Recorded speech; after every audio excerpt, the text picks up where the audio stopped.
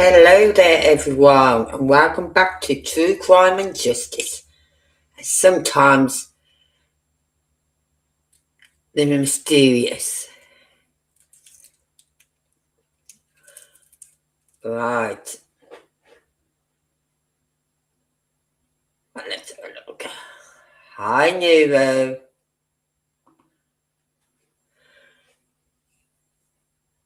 Alright, so tonight,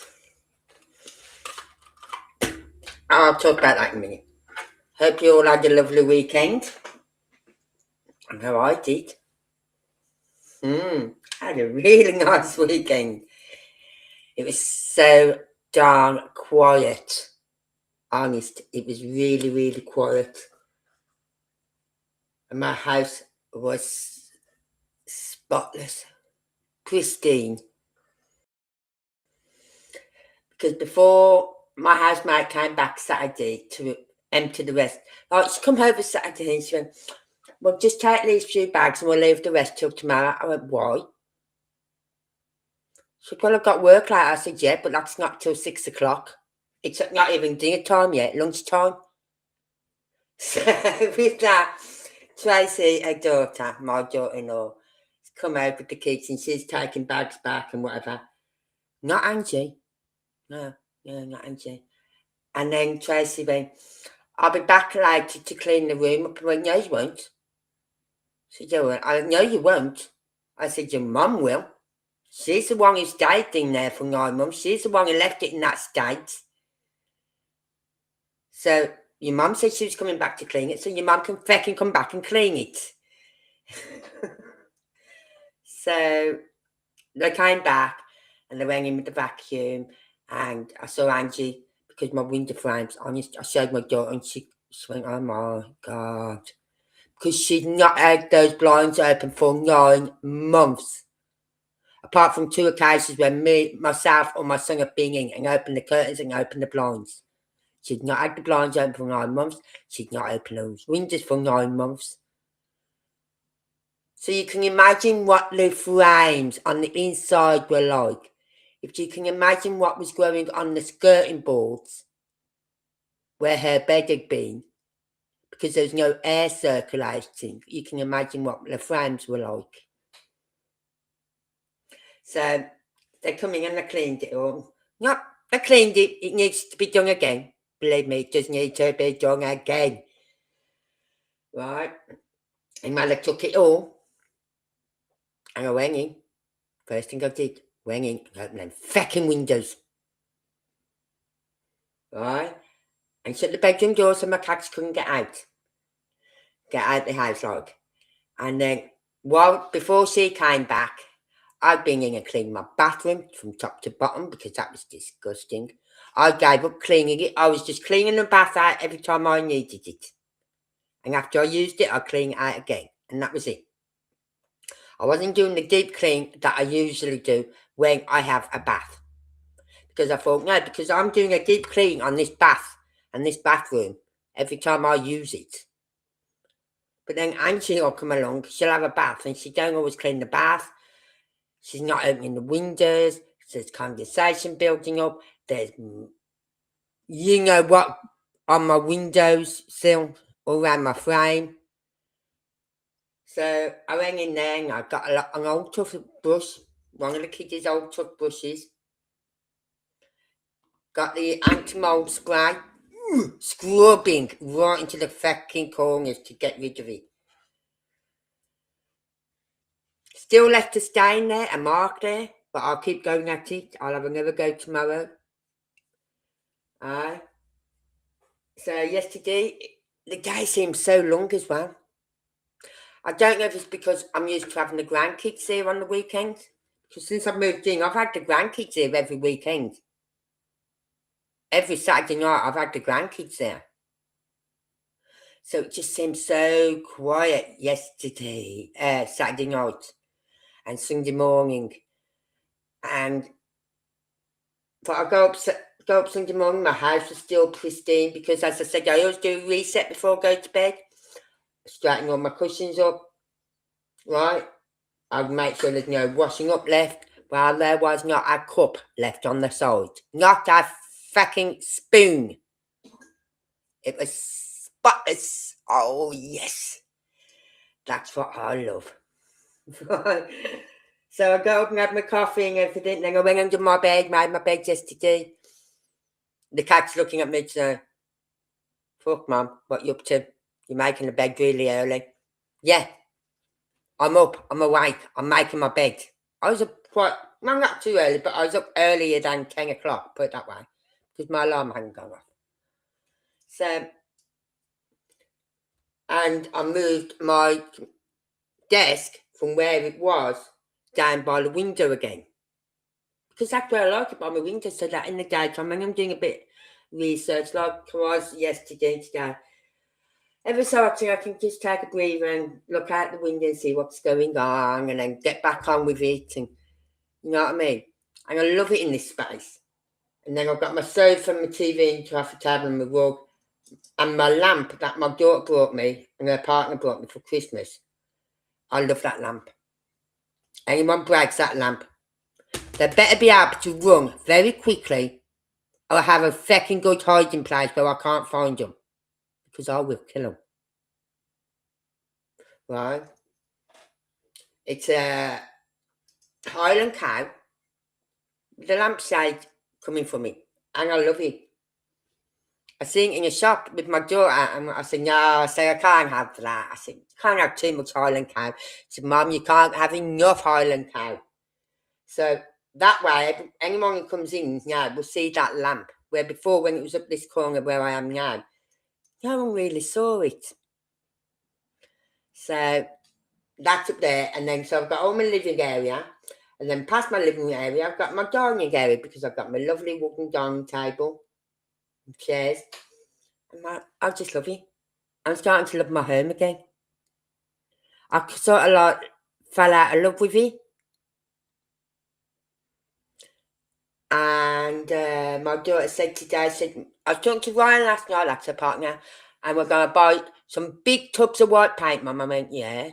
Said, and we're going to come up here one Friday night when Vincent's at his granddad's, and we're going to blitz these walls. I went, I'll buy the paint. She said, no, it's all right. We're going to come up, we're going to blitz these walls.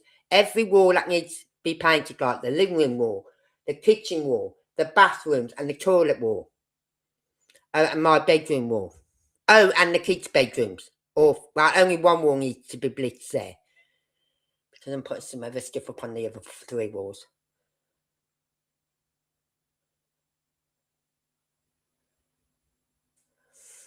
Came back and messaged me up there. God. Internal error. Well, touch wood, I haven't had many problems while using this app. So, I'm loving life at the moment. And the fact that I can talk to my daughter, knowing that whatever we say is not going to be carried over to my son or daughter-in-laws. Because every time I pull Dangy up about anything, she'd go and tell my son. Yeah, 11 a.m. Oh, God. I find it hard now to sleep past 10 a.m. Because that's what I've been regulated to, getting up at 10 a.m. But that was when I was going to bed at like 2, 3 a.m. in the morning. Now I'm going to bed about, 12 o'clock the very latest. If I'm not in bed by 12, I'll be asleep on the sofa by 10 past. So I might as well go to bed. So I go to bed at 12 and I'm waking up about... Sometimes I can be awake at 4 in the morning, but then I'm going, no, I'm not getting up. It's still fucking dark out there. So I fight it. I fight not having to get up at 4 a.m. in the morning. So I'm normally, at the moment, I'm getting up around about 9:15, something like that. About 8:30, 9:15, around about that time. So, and then today, oh yeah, my darling grandson, I have fallen out with him. Big time.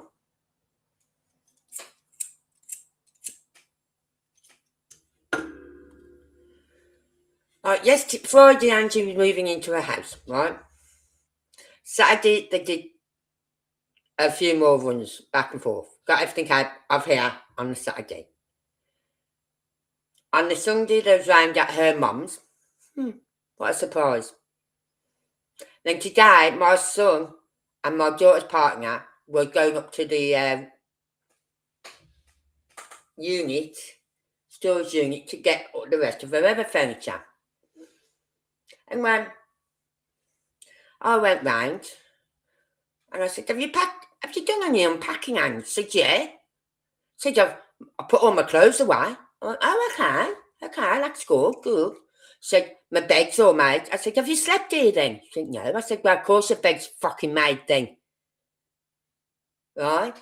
And when my daughter come, she's got, like, I've got another toilet by my front door. Well, this bungalow, it's got this area for the toilet, but there is no toilet because the woman who lived there before took it out and had her tumble dryer in there, which is fair dues. Right? Anyway, so she went to my daughter, she said, I'm using that little downstairs area, that little area there where the toilet would have been, to put all my clothes and boxes. I went, hold on, I said, I asked you if you put all your clothes away, and you said, yeah. She said, this is my winter clothes. I said, and you've got two, look, I'm not joking, this wardrobe that was left there is massive. It's like 2 double wardrobes in one. Right? Mirrored as well. Absolutely gorgeous, right? I said, you've got 2 double wardrobes in that bedroom of yours. One half is for like summer clothes, one half is for winter clothes. And if you haven't got enough space for all your winter clothes, then that means you've got to get rid of some. And if you haven't got enough space for all your summer clothes, then that means you've got to get rid of some of that. I said, because you've got 2 double wardrobes in one. For fuck's sake. Anyway, then I come back here because I knew they was going to be bringing something tomorrow. So after they dropped it off, I went back round to the house. And Angie, guess what she's doing? You'd think she'd be packing, unpacking, or moving stuff from the garden into the house.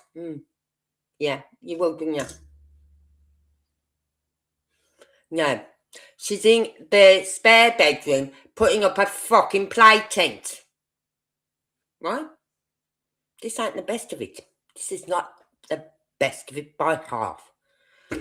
I went, really, Ange? I said, you've got all that stuff out in the garden that needs to be brought in, and you're putting up a fucking plaything.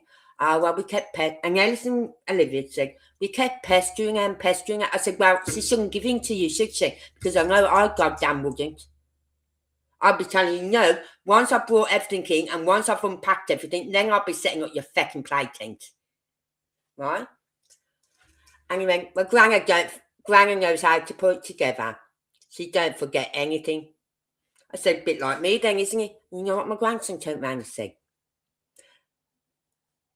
You don't remember nothing. You can't do nothing. I went, oh, so I don't remember nothing and I can't do nothing. Okay, fine, I'm going home. And I literally turned on my heels and walked out that fucking house. Tracy's going, what? I said, going home. And Olivia's chasing up. Gran, don't go. Walked out. You know, I've said it before. When you piss me off, I will either smack you in the face verbally or I'll bang. But it was my grandson. I walked out because I wasn't going to smack him in the face verbally. Right? I was fucking fuming because Angie was sitting on the fucking floor right by Ellis when he said it, and she said, fuck all to him. She didn't correct him. She didn't say, Alice, that isn't right. You need to apologise to your gran now. Nothing. I can't have a go at the mum because she wasn't even in the room. But Angie was, and she said, and I bet you if I say anything, I didn't hear him say that. You know, you're deaf as fucking mute, aren't you? So I just walked away, and I haven't been back. And I won't go back until I get an apology for what was said. Tracy come round for 5 minutes because she needed to get the internet because she can't get it at Angie's at the moment. Right? Because she needed to place an order for the kids' dinner. I said, oh, okay. They only woke me up from my afternoon nap, but okay. Right, and then she was here, about 5 minutes so, and then left. Bye. No apology on her behalf of Ellis, nothing. I am fucking fuming. If my son comes round or says anything, I'll say, you know what, Simon? I'm not having a go at Ellis because he doesn't understand that what he said was wrong. But no one fucking corrected him. No one, not even Angie, who was right there by him on the floor, putting this stupid play tent up for him when she should have been unpacking and bringing boxes in from outside. I was fucking fuming. Told my daughter, I said, you know what I'm like, Dee? I said, if you speak to me on the phone, you piss me off, what do I do? She said, you hang up. Then exactly. I said, what do I do if you piss me off and we're face to face? Said, you'll either have a go at me and stand your ground or you'll walk away. I said, well, I walked away because I wasn't going to give an 8-year-old some verbal abuse for something he doesn't understand he's done wrong because they're not correcting him.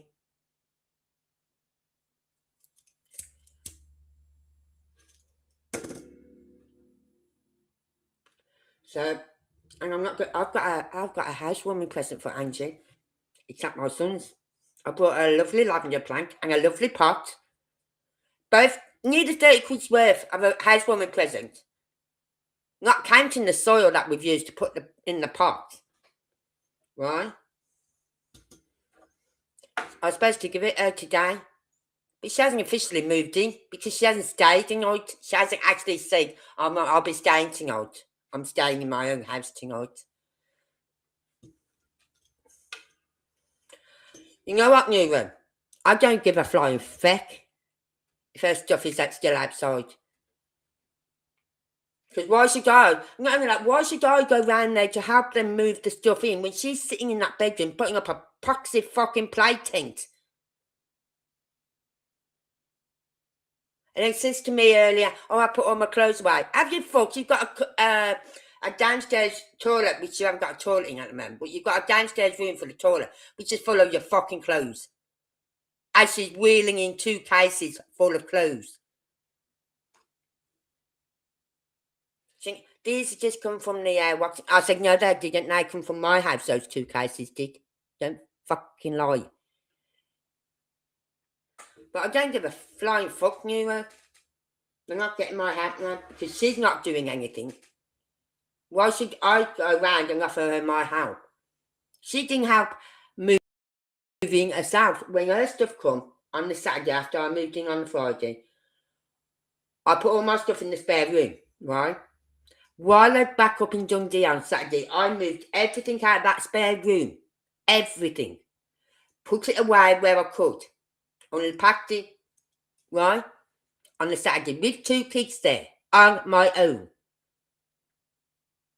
Bear in mind, I'm on my own with 2 kids. And then moved what I needed to go up in the loft, I had in the living room until my son could get over to put it up in the loft for me. And then her stuff come on the Saturday, so I had more boxes in the living room. So I couldn't even unpack all my stuff then, because all her stuff was there. And then Sunday, she comes back with them. Does she have to do it? No. I think she brought 1 or 2 bags in. So I don't give a flying fuck now.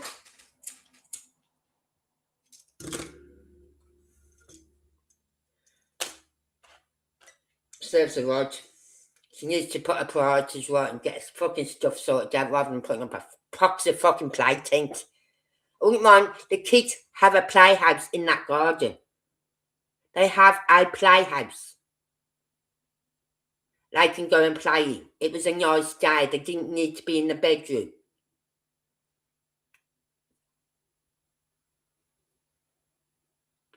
I'm lifting heavy stuff out the back of this van today. And I took one box and Ryan said, Ange, that's too heavy. Because I know I have trouble carrying heavy stuff because of my one arm. I said, it's all right, I've got it. And I struggled in, but I got that box in the garden. I'm putting everything in the garden because I knew there was no space to put it in the fucking living room. Because she hadn't put everything away. At least by the Sunday when the sofa come, my living room was all set up. All of it was set up. Everything was in place. Boom, done.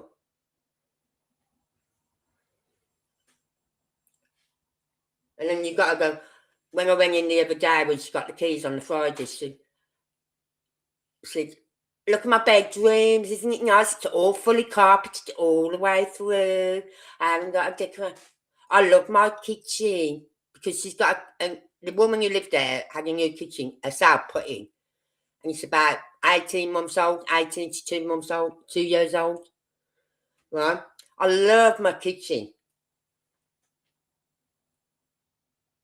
And she's having a dig at us because our kitchens need new kitchen. Our houses need new kitchens. My house does. Simon's house definitely needs a new kitchen.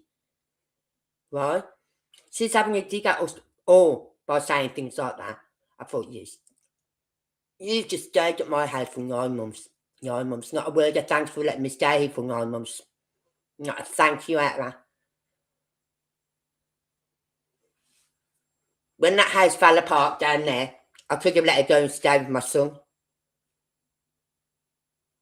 But then I was going to use my spare room to put all her stuff. No.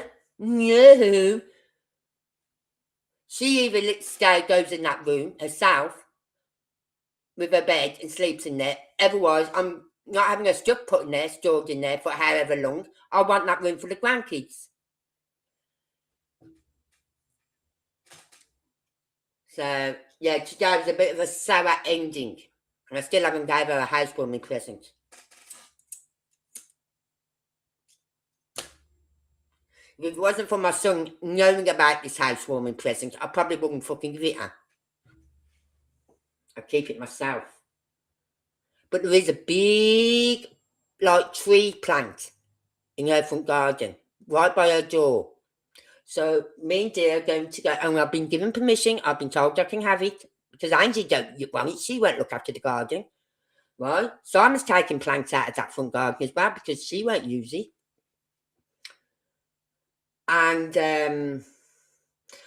so I've got to dig this plant out of this wooden box, crate thing they built for it, transport it into a black bag up to mine, so then I can put it in the pot in my garden. But it's massive.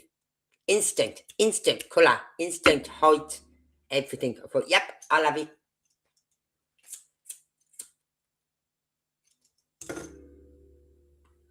So, anyway, apart from that, this afternoon, I've had a lovely weekend. I really, really have. I went to sleep this afternoon because I was feeling a bit tired. I think it was emotional stress as well, and I was feeling a bit tired through that. And I went out and lie down in my bed, and my 2 babies come and lay by me. Then when I got up, Bobby got up. Toby didn't. Then I got them the food, so they're both eating, and they both went back to bed. But who's it by me now? Who's this? Is Toby? Yeah, Toby's on the arm of the sofa here by me now. You got up, have you, baby? Yes, it's so quiet now, isn't it? I can lock my door now in the night time. I know that no one's coming. No one's coming in at 9 o'clock or 10 o'clock or whatever o'clock. If I want to go to bed at 10 o'clock, I can, without the worry of someone coming in at like 10:30, 11:15. Because that's what time she used to get in sometimes, 10:30, sometimes even 11 o'clock and later. I've known her getting at 11:30 one night from work.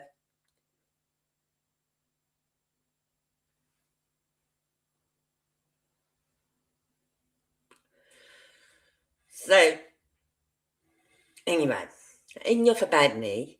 I hope you all had a lovely weekend. Tomorrow, if it's nice, I'm going to go and cut my front lawn again. And try and do some work on the front lawn, which I keep meaning to do. But I need to cut my lawn first. And tidy all that up. Because I can see when my granddaughter hasn't cut the grass, you know what I mean? Little tufts of grass sticking up. Quite funny, actually. My back garden needs doing again. Actually, yeah, I put a sign with my name, and it says, no, I normally have my name up on the screen. And underneath it's got, and may the 4th, written the 4th, not the number, may the 4th be with you.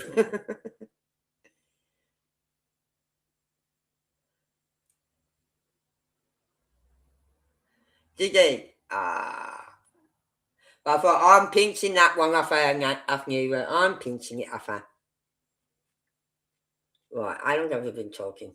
Well, I've been rattling on, moaning. Nearly half an hour. Right. As I said, tonight we're here to talk about Monica Reza,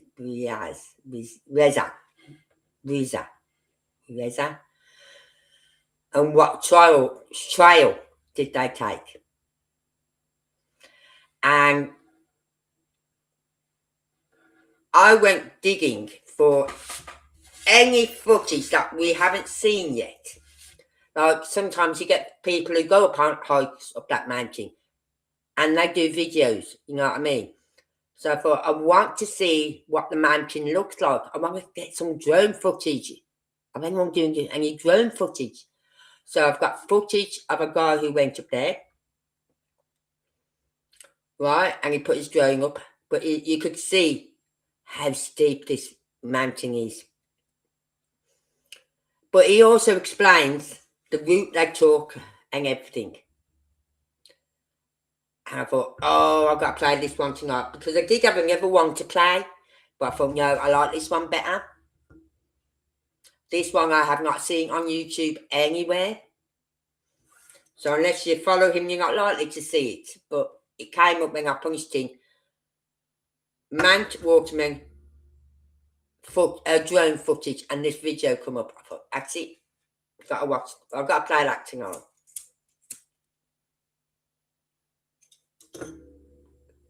But then we've got, I also found this app.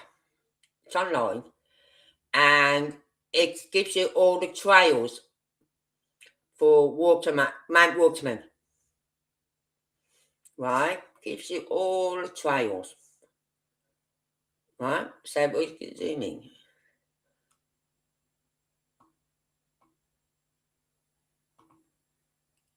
And this white spot here, that's where, like, she went to her friend's house in the morning, early morning, parked her car there, and then they got shared the car, right?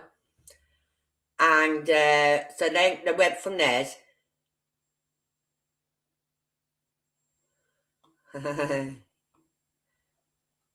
Yeah, it was I found this app and that video. I thought, yes, because I was sitting there last night.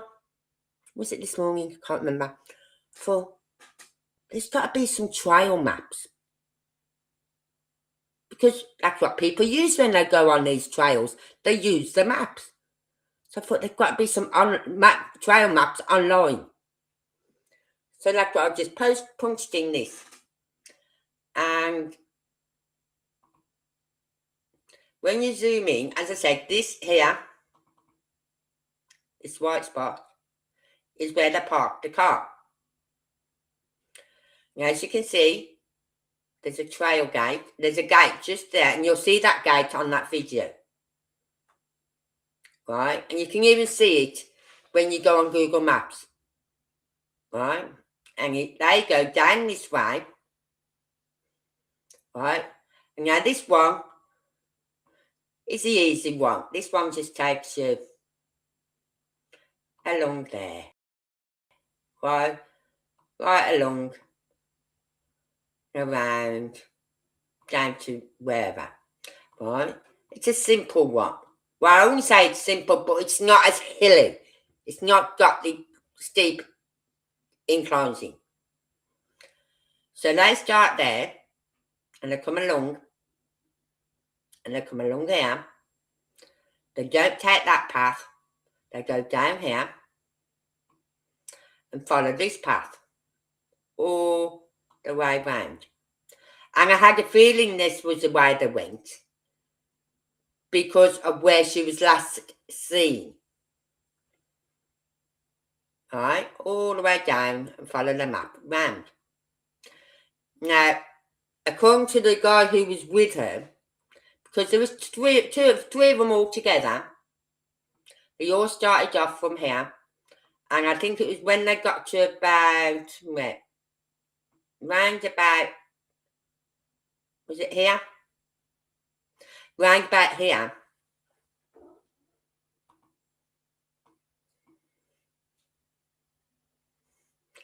The lady said, I'm just going to sit here and wait for you to come back. That's too steep for me now.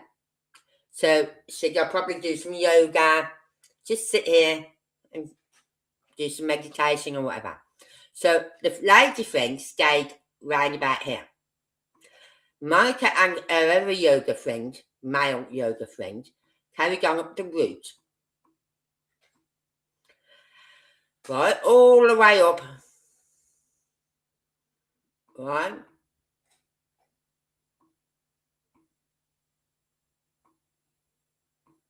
It's quite a long walk actually, I think. Right up to there. Right? Now there is this red route. There is a red route. Hold on, I'm going to zoom out so you can see this red route. There's this red route that starts here. But this takes you into what they call, is it Badlands or something like that. A lot of people have gone missing and died in this area, round here, in this area, right? And there's another route you can take from here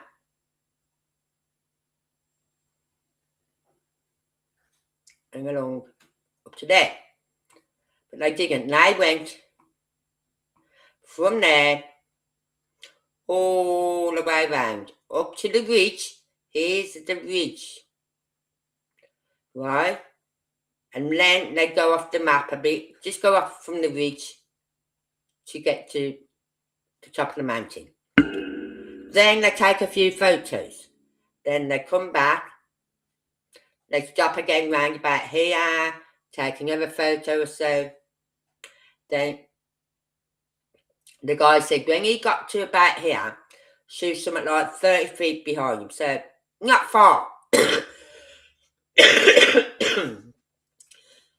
Which I don't understand this, because they took photos when they got to the top of the mountain. They took photos when they was about here. And they said they started running where it was flat. I'm sorry, but you don't run when you're hiking. You do not run. You walk. Hiking is strenuous enough. You don't need to overdo yourself and go fucking running, especially on a ridge. Right? So apparently they was running where it was flat. Don't know why. But they said Monica's never done that before, so they couldn't understand why she'd do it now. So he got to here, and he turned round, saw her about 30 feet behind her, not far, signalled her, and told her we're going this way, pointing to the right. So he then continues down a bit. He stops a bit further down here, looks round, and Monica's not behind him. So he then comes back. I think he started shouting round about here for Monica, but nothing. He then comes back. He went so far this way and so far that way. Nothing. So then he comes back, and his friend, the lady who was waiting for him down here, could hear him shouting when he was up here from Monica. Now, from there, you're very close to this highway. You really are. So if anyone was shouting, people on the highway would probably hear because of the echoing of it. No. What is it? I don't think it's called the Badlands. I've got another video who tells you what they call it. Yeah, in the Badlands, those searching for Emmanuel. Yeah, I'll tell you where her hat was. Right? Monica was last seen round about here. Because he was on the corner here. And he was saying, we're going this way. So she was only 30 feet behind him, so not that far. Right? So she's seeing him and acknowledged him. He's gone on. But then he's realised she's not behind him, so he's come back. Her hat. Hold on, I'll pull up my maps. Google Earth.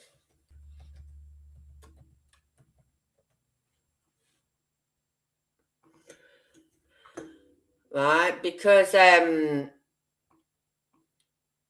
got it plotted on there. I don't know how to plot on this map.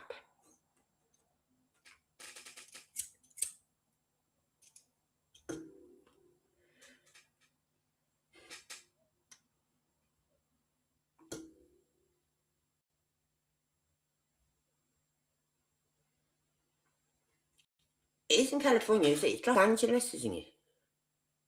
LA. But LA, isn't that California, LA?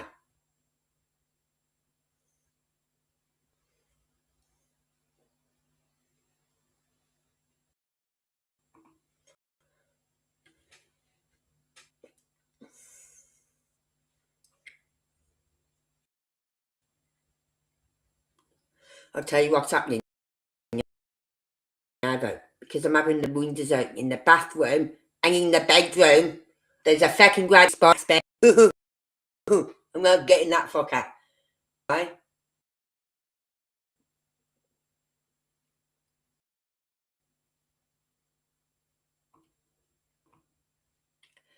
So the spiders are fucking coming in. And I hate spiders. I let the cats loose in that spare bedroom yesterday, hoping I'd see the spider up on the wall. Come on. Open up for me. Come on, it's not opening up. I don't know why it won't open up for me. I'll come back to it in a minute. Right, but alright, I'll show you where she was. I'm trying to move the map and I can't. Hang on. Right. The car park was there. She was last seen around about here. Her hat was found just in this area here, over the ridge, the other side of the ridge. Right? And when I can pull my maps open, I don't know why it won't open up for me. Let's try doing it again.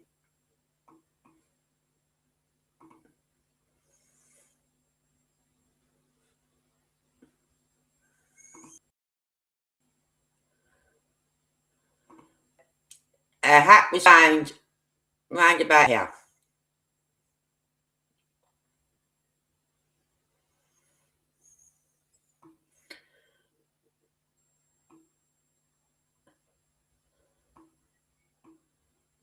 Just round about there, not far. It's on the other side of the, as I said, that dark green line, that's the ridge. So her hat was found just here, where that wilderness word finishes. Just round back there.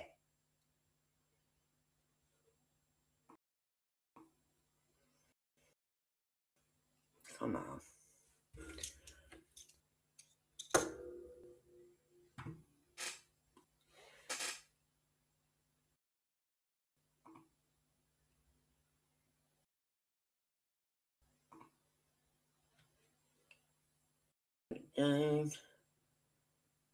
Hold on. Let's take this off there. And then see if it'll share. No. I'm going to have to happen in it. Oh! Cancel now. Hit the wrong button again. Come on. Okay. I'd say media.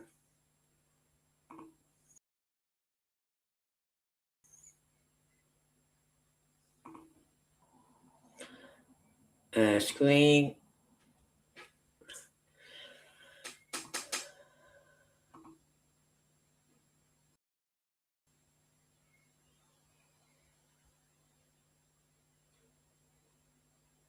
I'm going to shut this one. Stop sharing.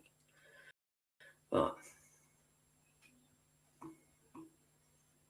Come on.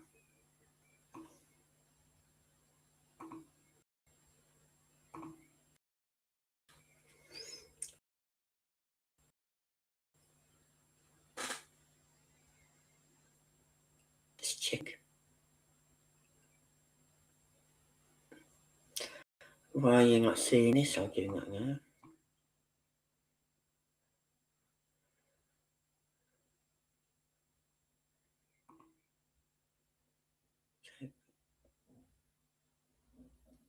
I lost my Google Maps, yeah. Sorry. Just about to take you off again. Right, here we've got the entrance.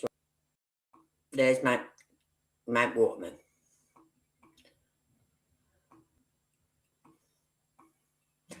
I don't know why I'm not getting everything on my map. Satellite, put satellite up. Because the satellite gives you a really good feel of what the air's like. How steep it is and everything. Right?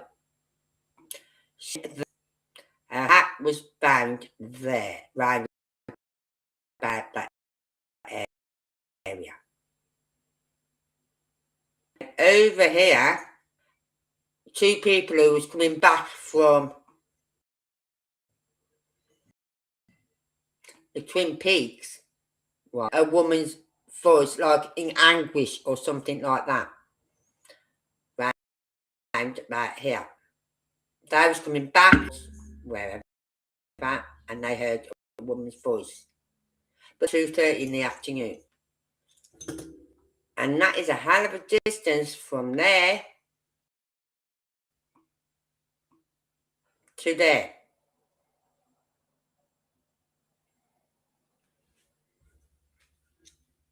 And to get there, you've got to know where the trails are.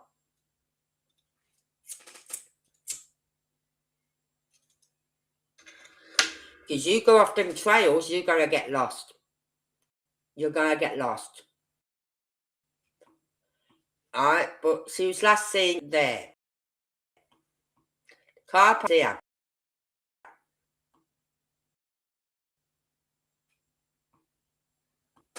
And we'll go down to the car park. Because here is where the gate is, entrance to the trails.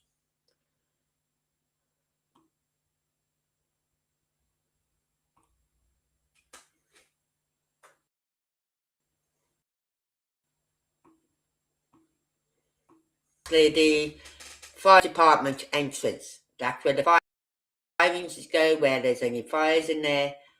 Right, but you can add when you zoom in. It is round about there. See it? Now the one trail you can take is just there. Just there, but trail. were going that way. But you can see, look, this is where those getting to, up here. Right? And she was last seen somewhere around here. Very deep. Lose foot, you can lose your thing, everything. Right? So let's just check something.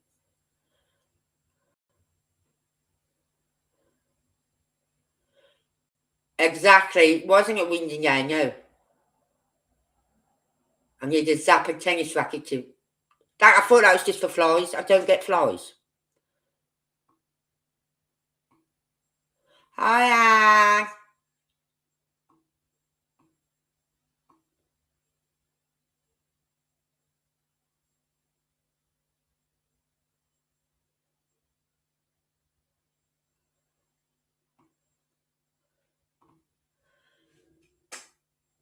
So that's one thing I don't get a lot of. And if I do, my cats are after them like, no.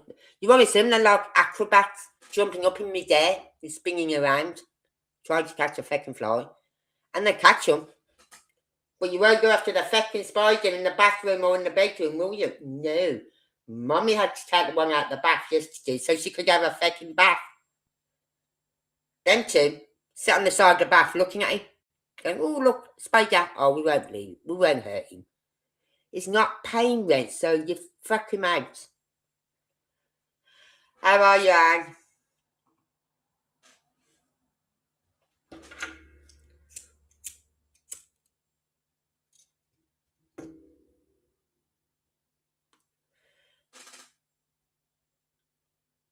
Can Google Maps tell you how long it takes to walk from where she was last seen to noise area? Well, I was watching a video the other day, and the person said it's about,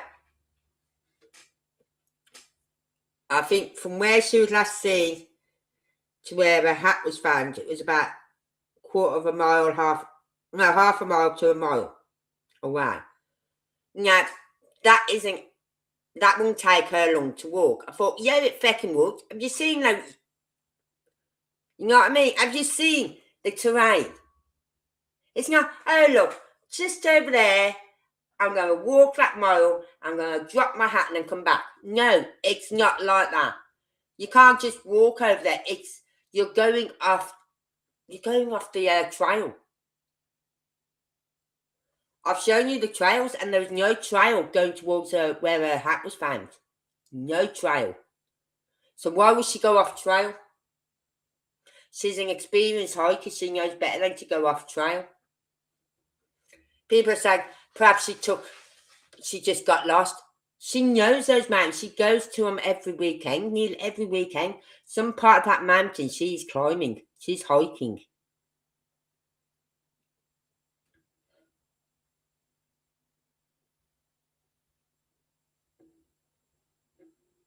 I'm good, thank you. Ho.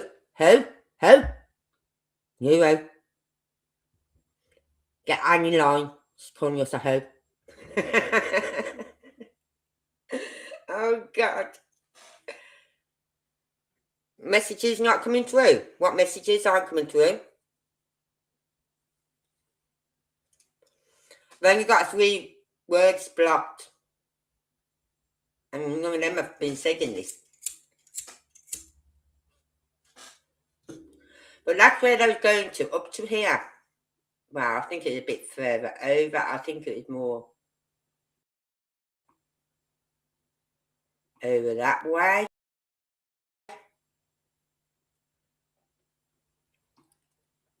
Well, there's the ridge. And that's where she was last seen, up on this ridge. And I'd say round about here, she was last seen. Round about here. And that's where you start decline, coming down, rapidly coming down in height then. And this is where it's the steepest down here. coming down these sides here. But from there, I'm going to take you there. Hold on, let me get me. Let me come out there. Right, go off.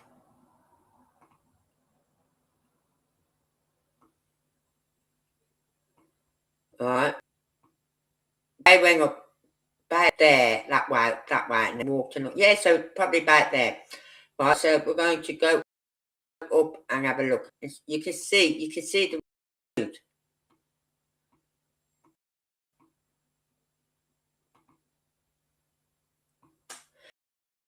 See, it's not an even path, right? You go round, and this is the path they turn this way, not this one. Not this one, and not this one, right? Going straight up this way, turn further on up. So as I said, it's not an easy hike. Anyway, and there's lots of twists and turns. You think, oh, they can go, but then you got boom. You know what I mean? So she's come up this way. Now we're going to turn the map around.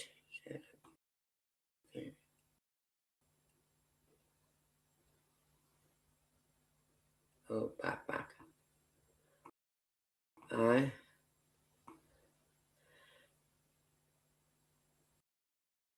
Now you can see the road from there, right? From here. You can see the car park, you can see the road, right? Even this road here, you can see it all from there. Right, so she was last seen here. So you can see the highway from there. But it's very steep. It's not an easy climb. My friend stayed down at, I think it was 0.2. Was it 0.3? 0.2. She stopped down at at number 2 thing.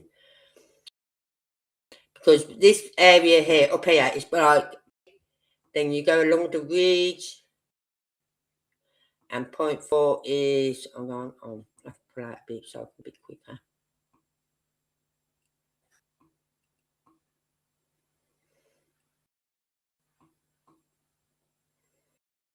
Right, you got mountain there, that's number 5. So 0.4 is about round about this area.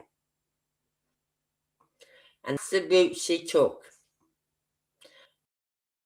When she come up from the car park, going all the way around.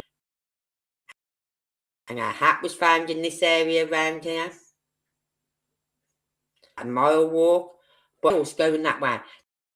There's a trail going that way, but there's no trails going here, down to here.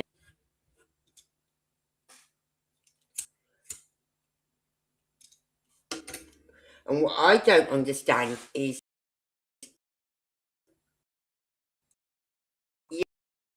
even if it was flat, even if some areas are flat and level, they're not as though hikers. Why would they run?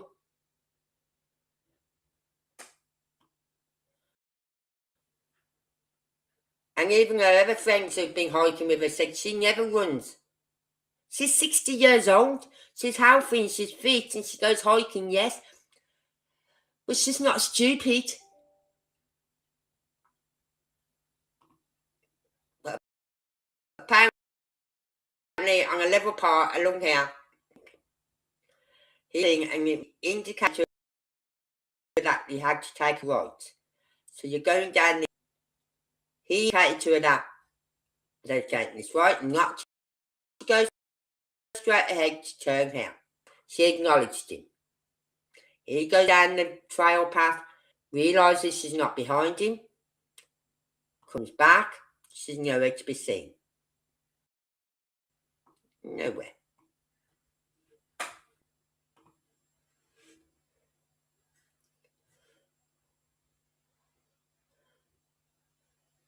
Always take trouble. Double trouble, YouTube. Well, should say triple trouble. You two and me. Triple trouble. So, that is the route she took. But I've got a video, as I said, I found this video and I was just, yes. I like to try and find, I know there's a lot of people talking about this woman. Right? And I like to find something different, which is about this woman, but something no one else has ever shown. Unless you're a member of that person's channel.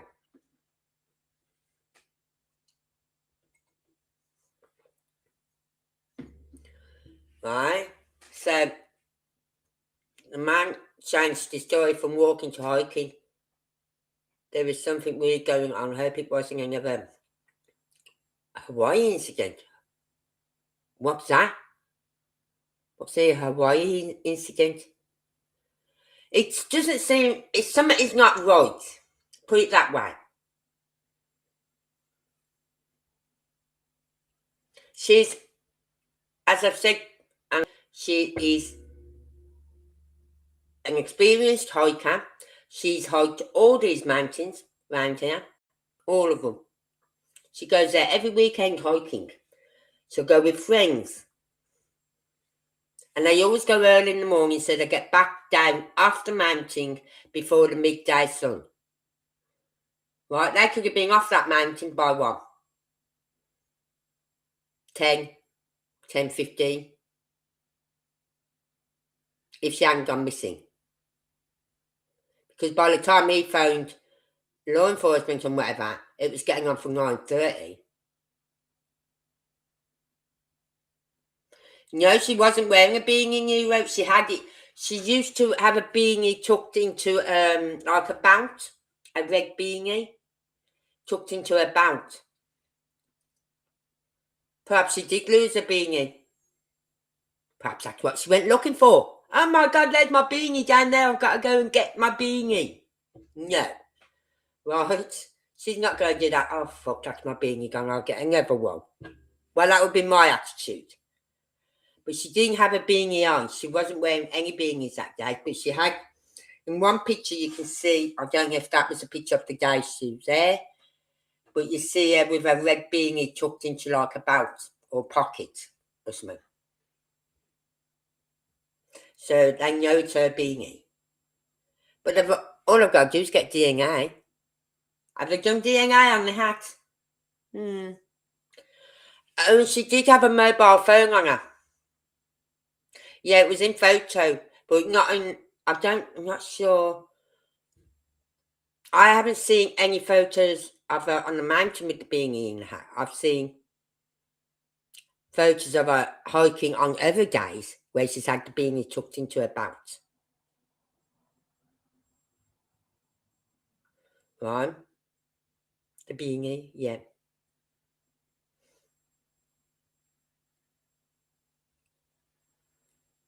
No thumb. No thumbs down.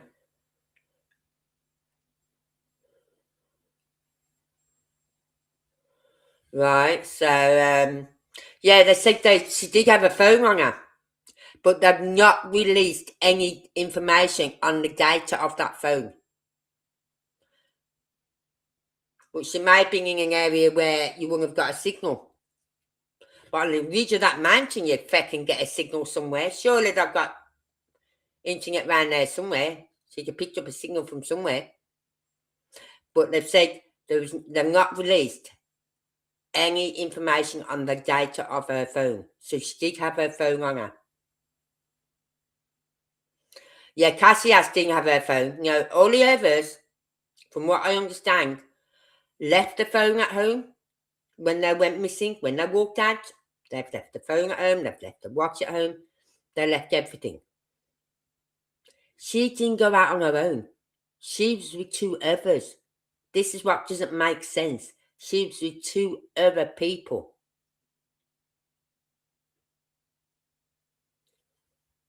But all the others have been on their own.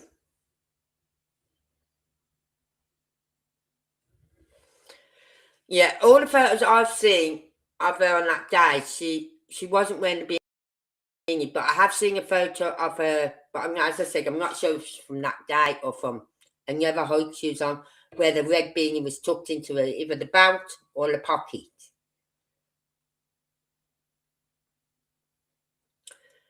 But there's the route she took. Now we're going to watch a video. Hopefully I can get it up. Where is it? Turn that on. Put that on. Magic. Whoa, look at that. I'm getting better at this. And he's called the hiking chef because he's a chef.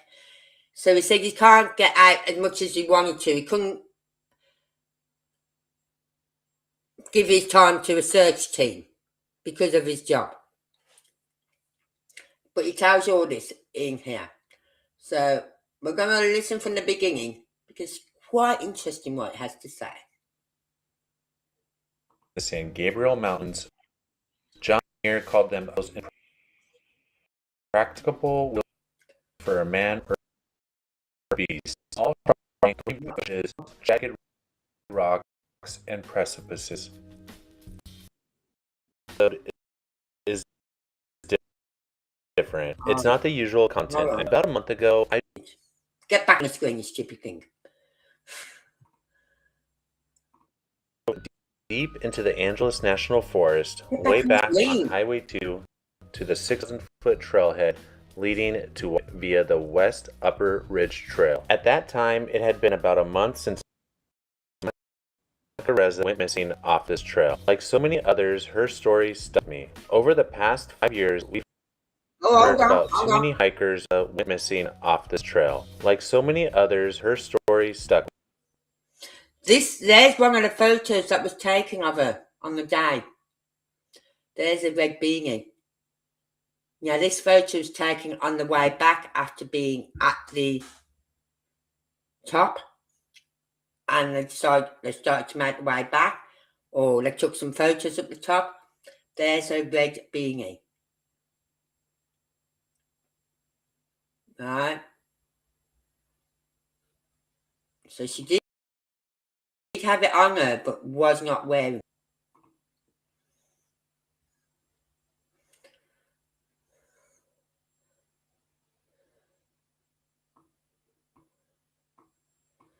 I say I'm not deleting nothing new.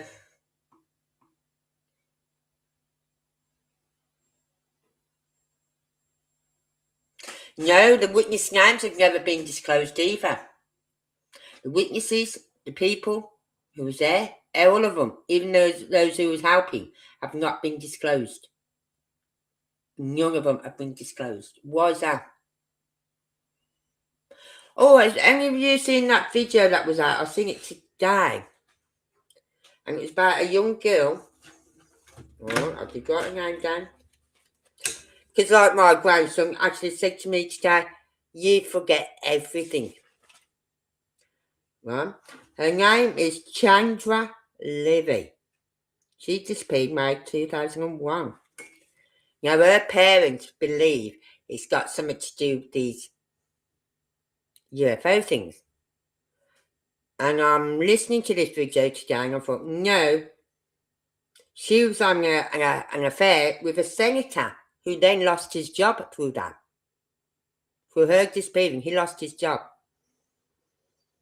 If anything, she maybe got took out because maybe, you know, they say, pillow talk. She probably heard being told something by him, which she shouldn't have known about. But otherwise, I don't think he's got Chandra Levy, I don't think has got anything to do with this because she wasn't a scientist. She wasn't anything in that area. She wasn't in the army. She wasn't anything in that area.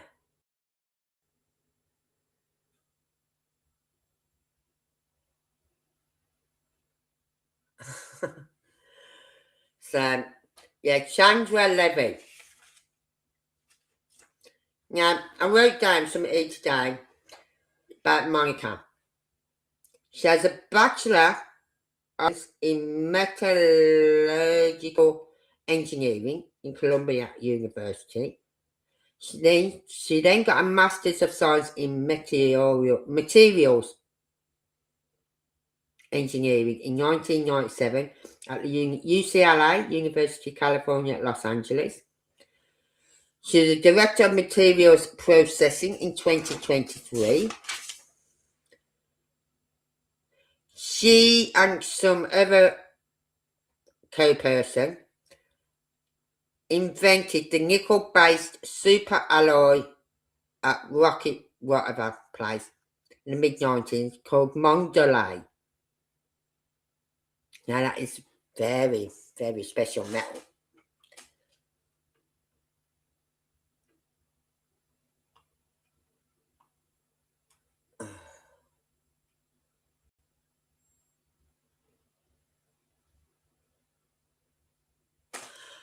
You know what? It's hard to get any information on this case. It's 8 months old, but I have tried, punched in keywords, everything to try and find information on this case, on the search. This is what I was doing. I was punching in information to try and find anything about the search that went on for this case. And it was really quite hard. There wasn't much in there. And everyone I watched, it was repeating the same. So no information was really coming out about the search either. But nothing was mentioned about the names of the witnesses or anything. Yeah. And what? Yes, it's a replica metal of the UFO metal to make rockets. Yeah. It's so that then we wouldn't have to keep depending on other countries for parts or for metals from other countries. The USA would have this metal that no other country would have. She's very, very intelligent. That's why that bit about her running along where it was flat, that doesn't make sense. Hikers don't run. Hikers do not run. I've seen people go running up mountains and hillsides and everything because that is what they are trained to do. But hikers don't. They hike. Her friends and family going to doing a research allegedly soon. Be interesting.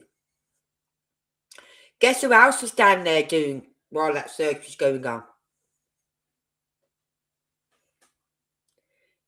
Guess who else was there? SF. SF was there. But that's the top. With me. Over the past, we've heard about too many hikers vanishing almost the mountain. No signs, closure for their families, sometimes not even remains. I've had enough. I've spent years building up outdoor experience, survival skills, and gear, and I realize I just can't sit back anymore. My lifestyle doesn't really allow me to commit full time to a search and rescue team, but overwhelming sense of guilt if I don't at least go out and use what I've got to try and help even a small way. In this episode, I head into the remote area where Monica's beanie was found nearly 1,000 feet off the trail in Devil's Canyon. I've hiked this mountain before and even filmed a episode here, going from Right. I know the music's very faint at the moment, but a bit later on, I'll have to turn the sound off because the music comes up quite loud.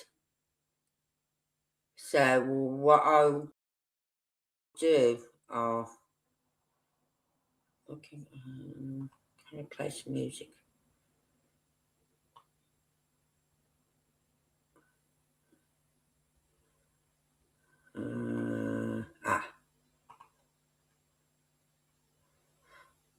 I'll just upload some and I'll play that music over the background of this one. But then when the music really loud on their end, I'll have to turn it down and I'll put titles on.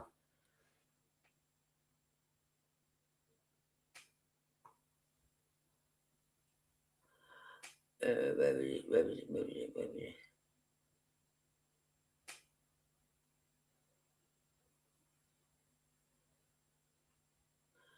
Where's that song gone?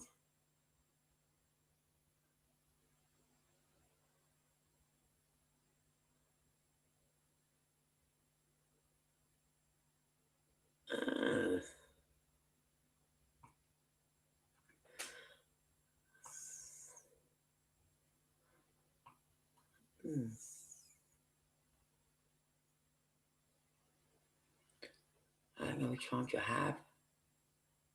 Because the one I wanted isn't on my thing no more. Why isn't it there?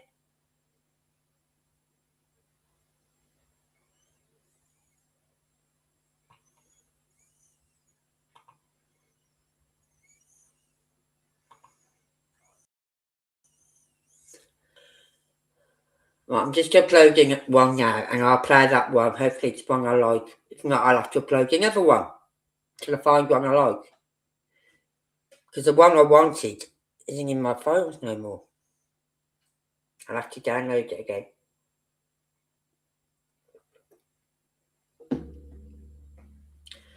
Right.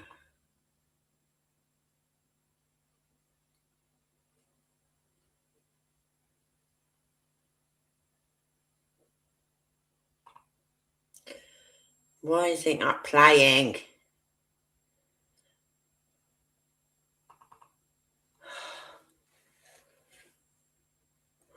I hate these apps.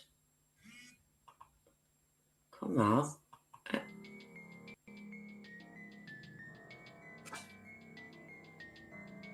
Yeah, I will keep this one.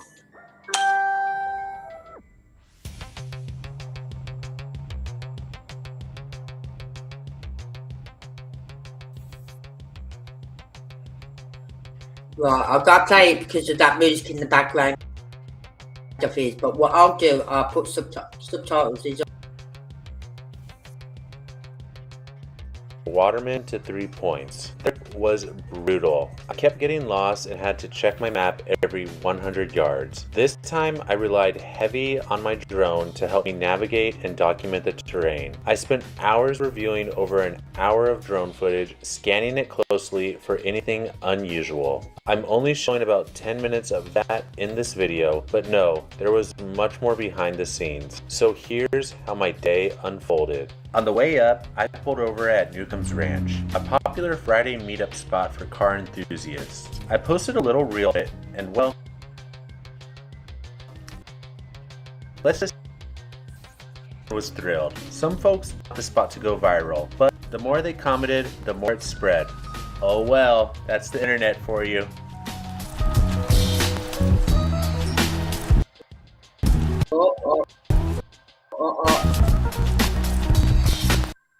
I've got to put it on silent.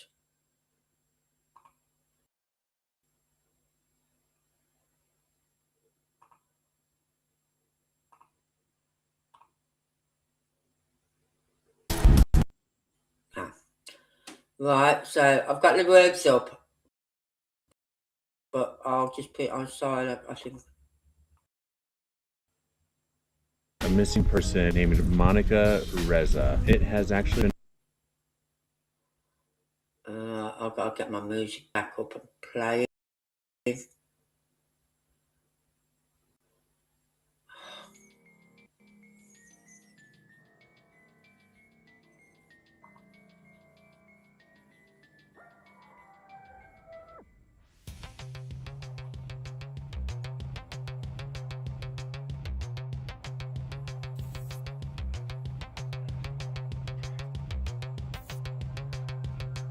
fellow outdoor enthusiast, Monica Reza, the only person out here right now. We're at the front gate of this fire road that eventually trail. As I first stepped onto the trail, I thought, wow, this is going to be harder than I imagined. So many pockets, bushes, trees, even boulders big enough to hide me. Where do you even begin? Every turn, every shadow hiding something. I'm gonna kind of just keep my eyes peeled, looking for anything out of the ordinary. Just go from there, and I'm really gonna try to get to that point where she was last seen about 1.5 miles. Now, see point 2 on there, that's where their friends stopped. A little less than that from here.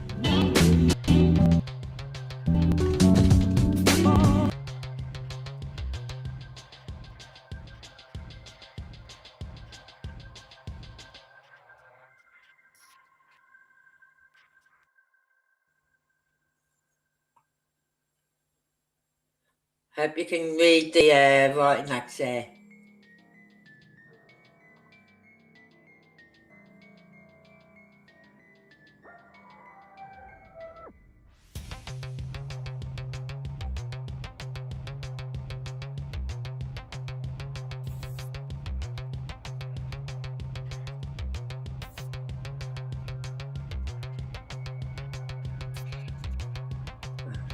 Come on.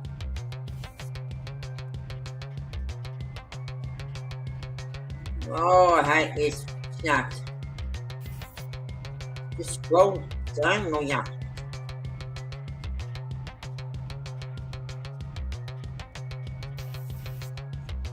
Well, I'm trying to get the captions down so I can switch the end. Because it was helping look as well. Even though they told people who weren't hikers not to look.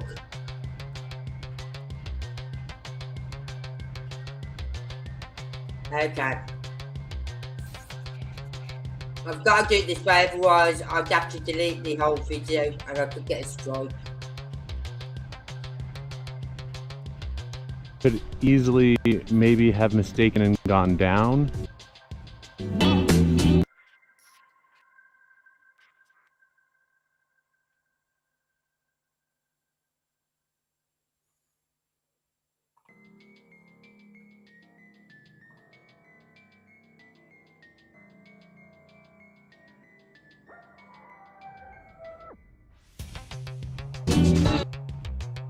The sound music stopped or not.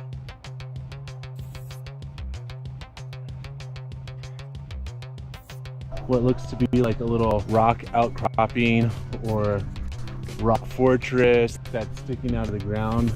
And just kind of looking at it at first glance, I see a lot of little like caves, like little crevices. The guy was only 30 feet in front of her. Maybe a mountain lion walked out in front of her, and Monica was only about 100 pounds. The mountain lion could have thought to take her on and then drag her somewhere. I know it's really gruesome and no one wants to really talk about it, but that's really likely what happened. I'm really sorry to say this, but I just don't see any other situation happening. Another possibility could be, I've had speculation on, is a serial killer. Once again, these mysterious hikers have been missing only the past 5 years, almost disappearing off the face of the mountain. No explanation. No one ever finds them. Maybe just a clue here and there. Could it be a serial killer lurking out here? You know, just following people, maybe living up here a couple days at a time. If you guys think something or agree with me or anything else could have happened to her, please leave a comment below. Let me know. Since that, I've heard other rumors, even possible kidnapping. No matter what the theory is, it's all awful, and it doesn't change the fact that someone's missing.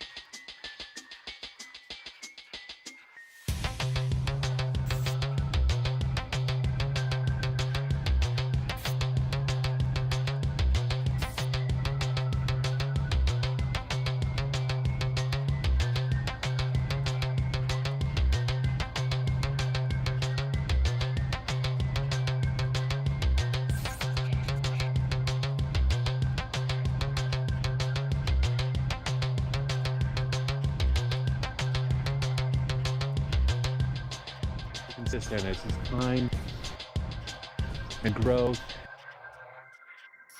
and dry shrub, looking for a scent or something that smells out of ordinary. So constantly being aware to that. I've never like this before, and it's exhausting in a way you don't expect.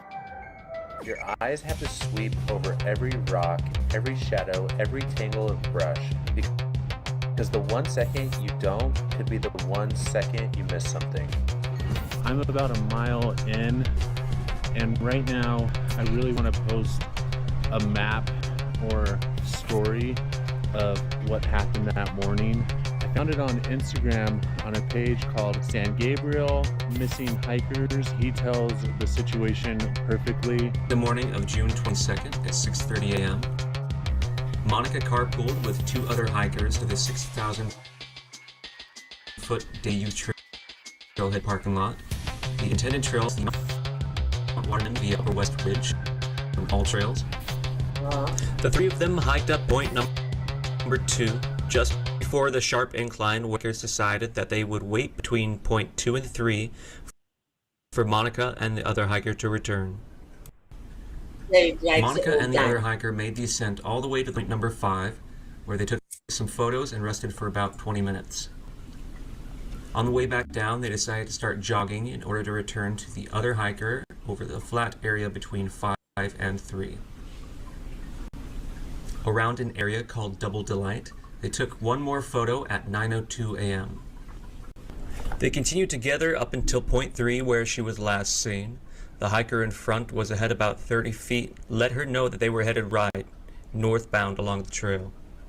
The hiker went down the trail about 150 feet, where they had previously talked about cutting through to save some time. The hiker waited here for about 5 minutes, but never saw Monica come around the bend. From here, he started shouting and heading back where he had last seen her. From here, he began searching and shouting about 200 yards west along the ridge. Then, moving 125 feet southbound from point 3, began shouting and calling for her as well. After about 25 minutes of searching, the hiker heads back to point 3 and the trail to inform the other hiker of the situation. He meets with her between point 2 and 3 and lets her know the situation. As he is doing so, a group of 5 hikers are making their way up and agree to help them look for Monica. The group and the male hiker head up to point 3 while the one stays below at point 2. They begin to fan out, calling for Monica.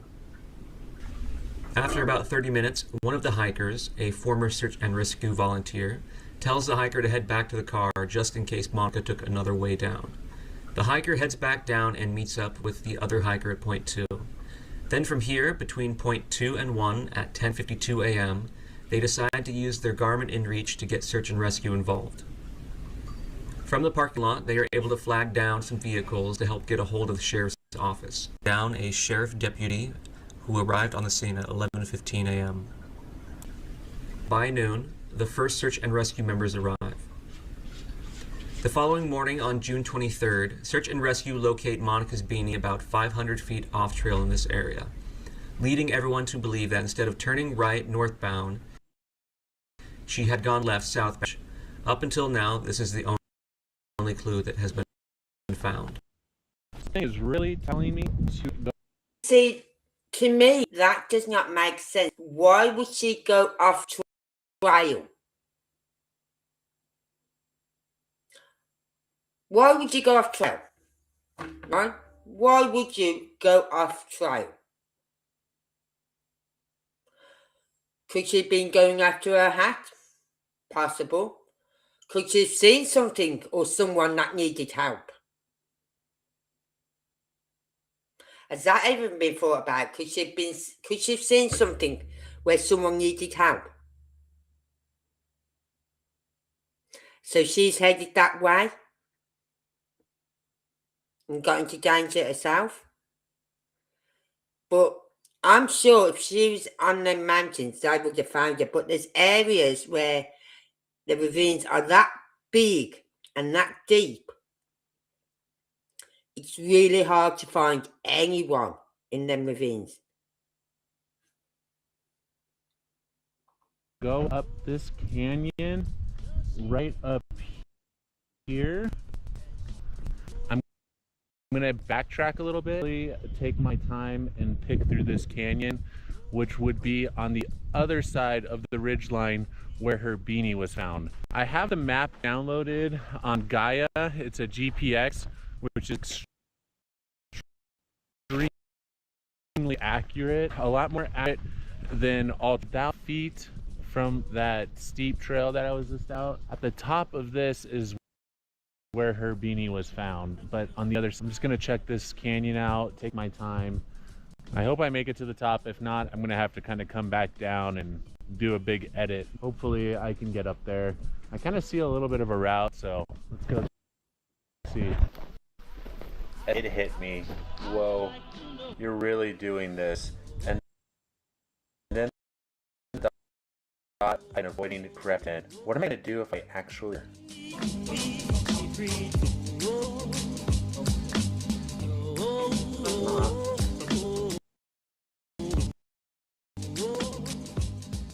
I am really about 50 yards from the trail, scanning the side of the hill, scanning up in the trees in case a cat dragged her up.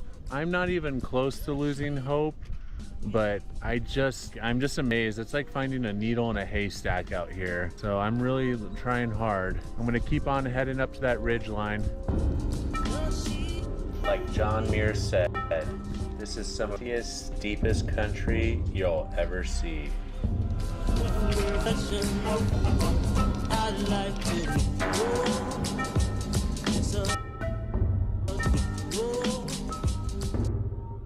I've just been really picking my way up the hill from that trail. I can see Highway 3 and the parking lot. I'm like right above the parking lot. Probably close to 7,000 feet, I would say. I was kind of smelling a little bit of a twang, but it did smell more like the dog poodle bush.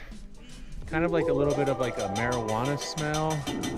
So nothing other than that at every single tree I pass, just in case.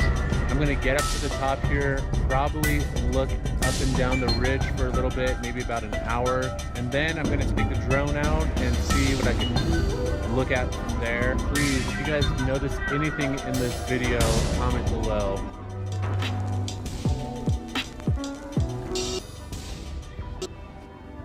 As you can see, I'm back now, headed through the curve.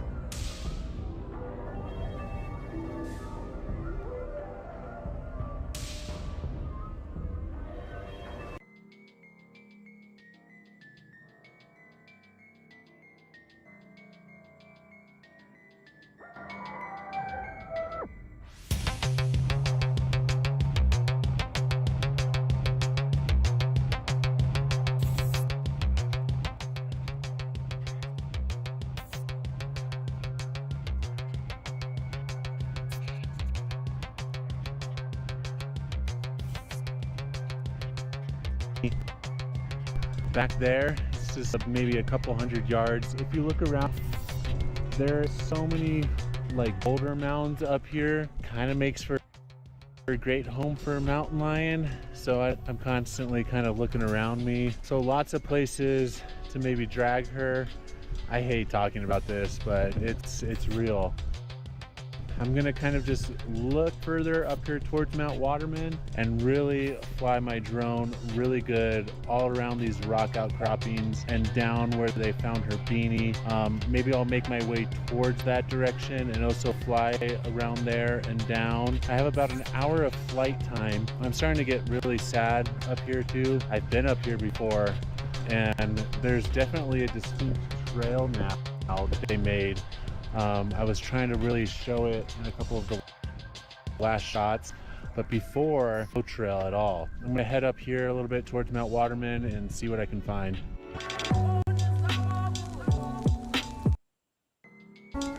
I couldn't believe it, but I'm 99% sure line scat right on. On this day, it was close to 90 degrees up here, and while I was editing, the Forest Service actually rescued someone who had come up looking for Monica. They've advised against going out to search for her. The heat and the unforgiving terrain can get you into a lot of trouble fast.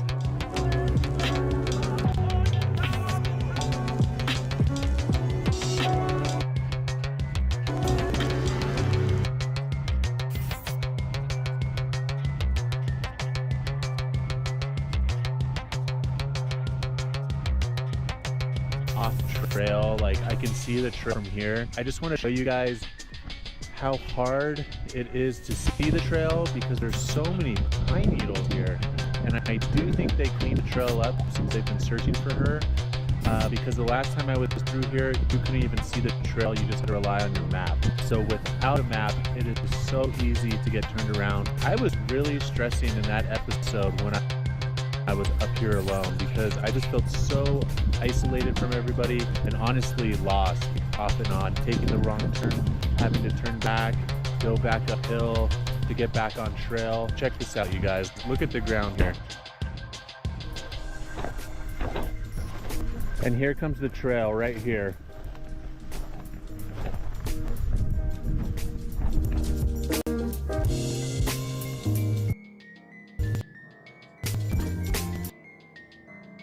It's not easy to see that trail.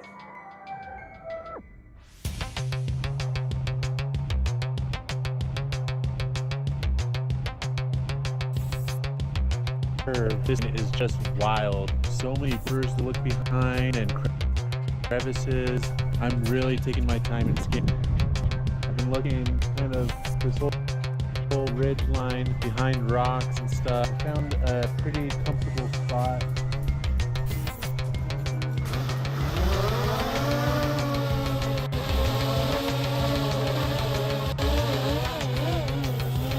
I also want to be vigilant of my surroundings. If she did get attacked by a mountain lion, I don't want the same thing to happen to me. So I constantly need to be having my head on a swivel. I never once thought about mountain lions. You know what I mean? I don't know if they look that way, but he's talking about them a lot.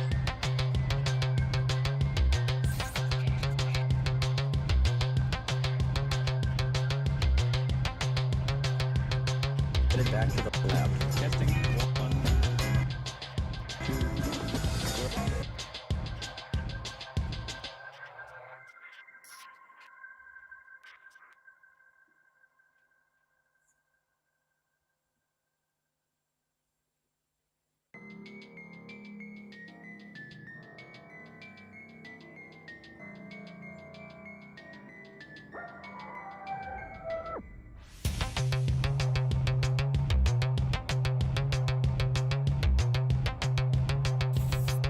Exactly. So why would she go off trail? Did she see something or see someone that needed help? Did she lose her hat and think, oh, I'll just go and grab my hat? Because none of it makes sense apart from something like that, or even a mountain tiger. Right?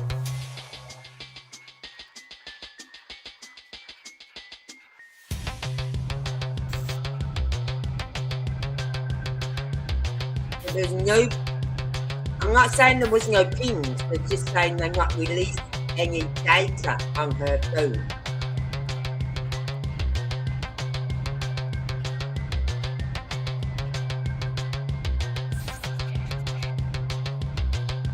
Yeah, she had red on.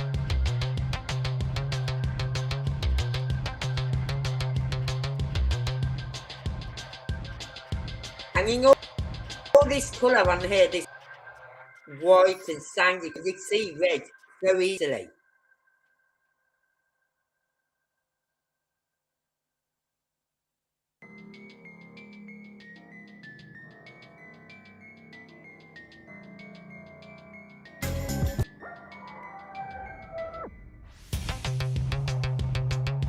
But this is the ridge line. Why would you run along this ridge?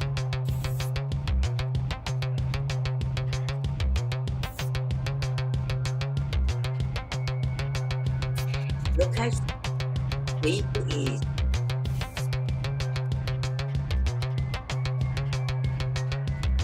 Like, I would not be able to do that. I have trouble walking. And my son's mine.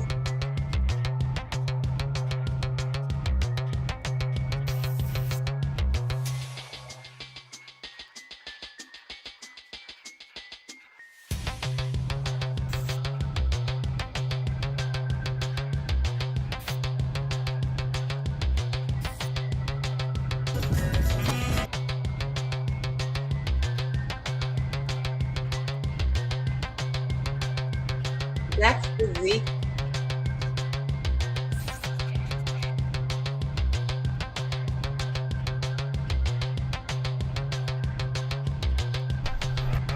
I'm sorry, but I have used all my drone battery, and it was really hard. Didn't see really the ordinary. It looks like I'm gonna have to head back right now. I'm really sorry to Monica's family. You guys have my deepest condolences. I'm gonna get going and head back to the truck. John Muir once called these mountains a most impractical wilderness. And you know what? He was right. They are rugged, steep, and unforgiving, but they also are a place of beauty and resilience. And I believe, just like these mountains endure, the truth about what happened to Monica will endure too, until one day it's finally found. Thank you so much for watching, everybody. If you like this video, give it a thumbs up. And if you want to see more hiking and cooking out, subscribe to my channel. See you guys next episode.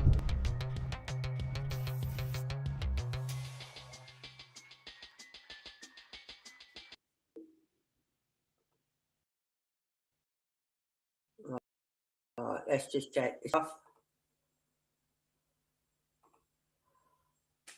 Bring that back up, come on. I'm here at 3 points. Storm be good. Use this for the day. See, he goes around that area quite a lot. Me.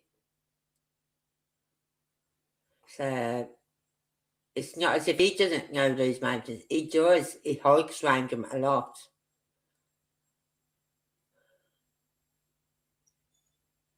Oh, what am I looking at? Oh God, I'm at the wrong place.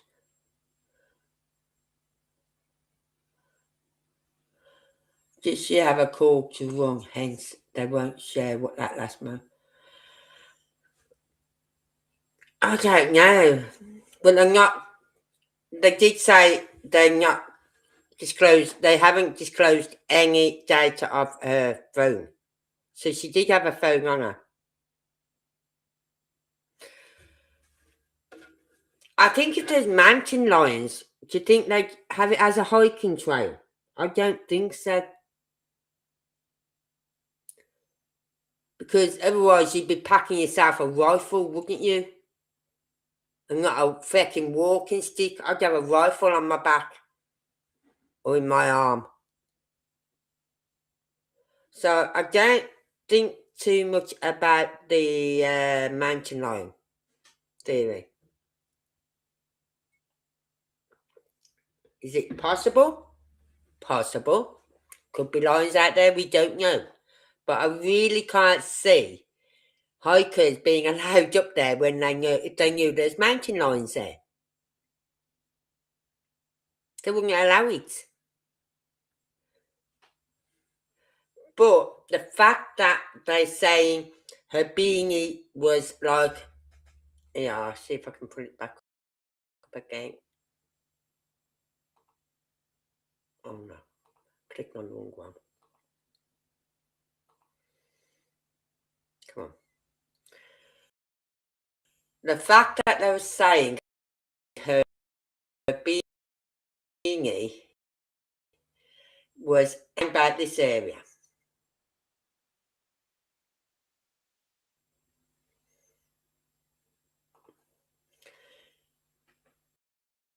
And she's about to turn, just go down that way, right? Down.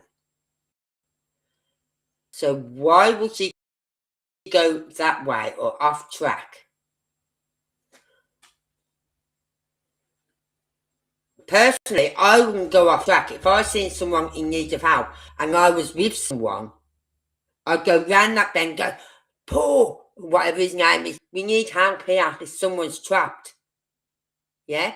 There's someone who is trapped. Because to go off the trail does not make any sense. Not for an experienced hiker.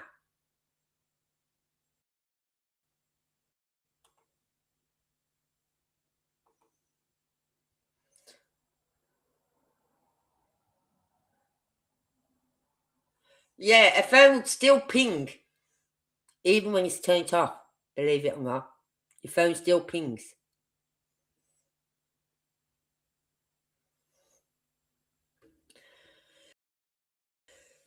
It was tucked tight in, yeah. Did she leave it as a clue to the direction she was going, being taken against will? Well, let's have a look at the map, right? Could she? Because there was a round here, in pain, not in anguish. What does anguish mean? What does anguish mean? Upset or whatever. I don't know. But it wasn't help, trapped. It wasn't anything like that. So to get from there, let's have a look at this map. Right, I'm going to share this one again.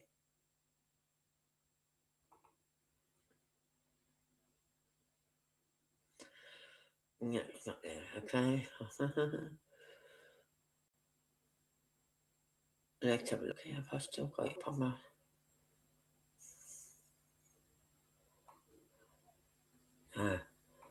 Okay, I'll have to open a new stream up. Oh yeah, stop the stream, didn't I? Media.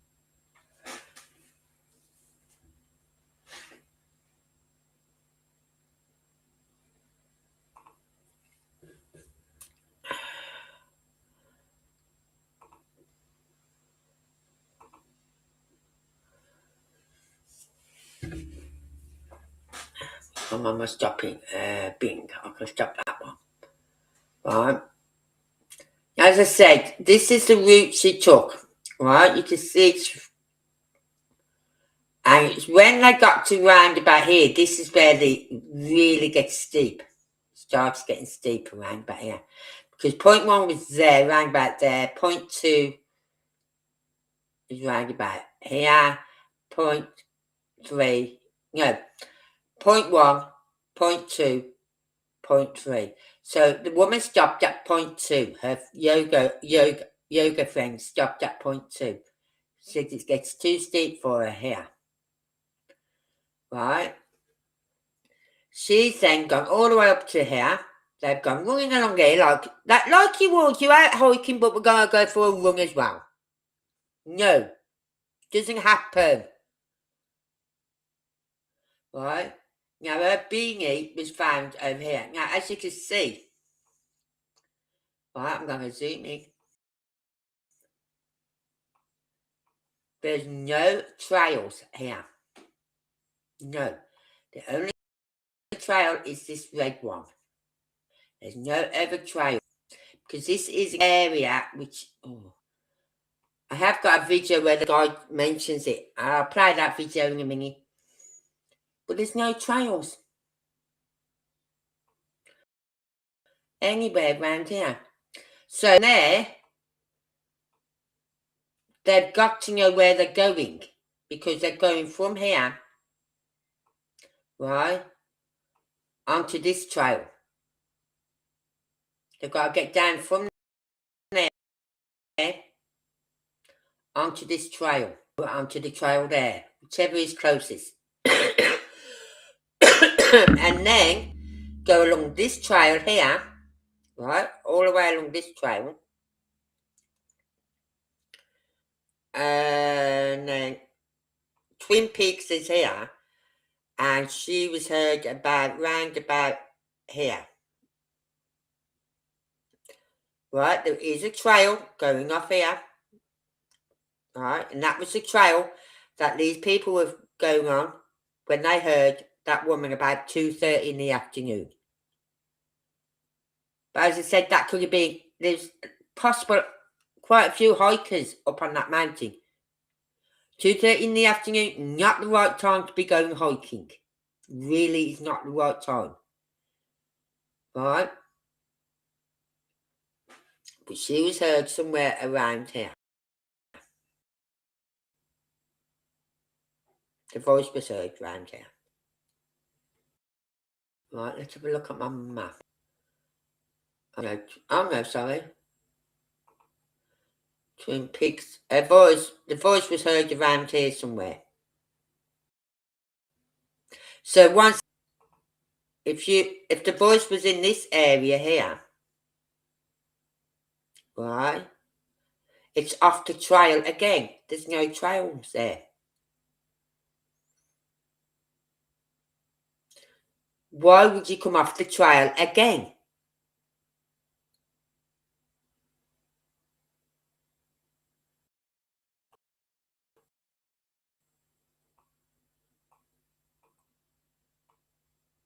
And that's quite a distance from there to this trail here. And with no trail, you could get lost. You really could, unless you've got a map on you and a compass and you're going the right way. But you've got to keep looking at the map and following the map to get to this trail. Once you leave this trail, you've got to keep following a map because there's no pathway, there's no trail.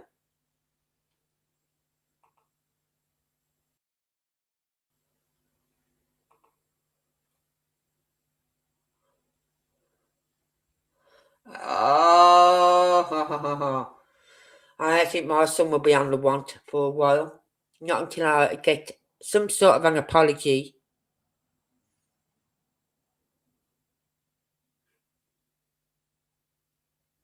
For what my grandson said to me today. And I can give my grandson the verbal abuse. So I just walked away and walked out the house and came home.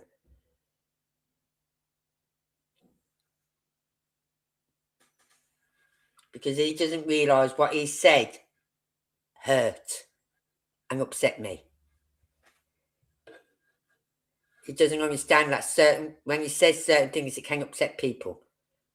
And unless they correct him, not by shouting at him, not by raging at him, just say, that wasn't nice, Ellis, you need to apologise. You can't say things like that. You know what I mean? He's never going to learn. So I'm looking forward to the next quiet couple of weeks.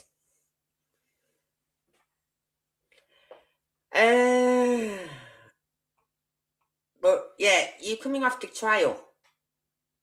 And that's quite a distance.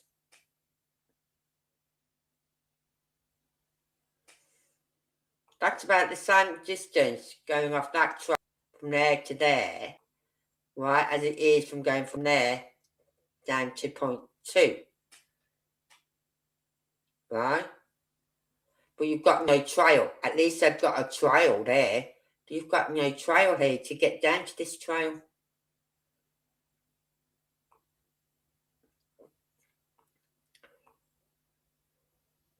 And this is quite a long walk as well because, Christ, this takes you right down to here. To the chairlift. You know what I mean? So, where did she go from this point here? We know she didn't go that way because her friend said she didn't come this way. But are we to believe her friend? Are we to believe her friend that they came running along this area? Make time up. Are we to believe her friend when he says with another route that would have took us a shortcut, but because as you can see, there is no trail anywhere. You stick to the trail. Why would you go off trail even there? Even if it is going to save you 10, 15, 20 minutes walk. Why? Why would you go off trail? You wouldn't.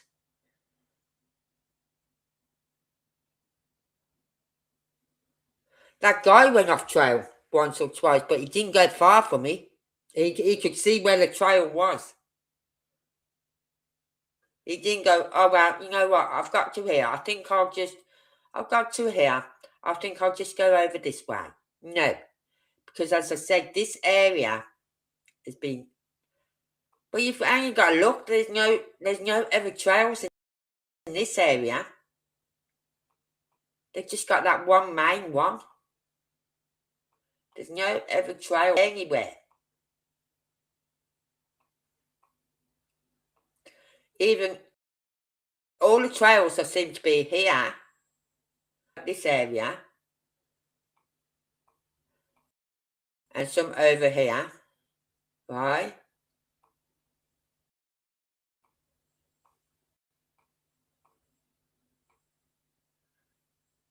And I think some over here. But there's none here. Why? It's because it's known how treacherous it is. It's marked up red, so it's a treacherous one, that one is. You're going through an area, I can't remember what they call it now, but what I'll do is I'll take this one off. Take this one. Let me get my YouTube up. And we'll listen to what this says.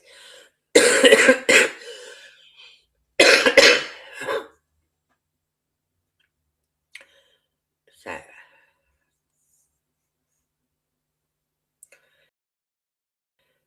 we can stop sharing that one.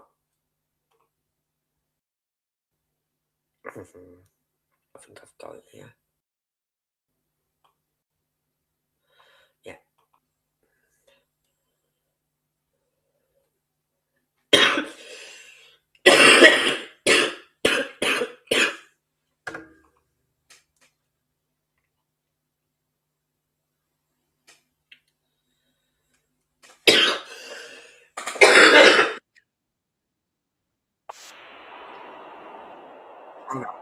Hold on, I'm just getting this.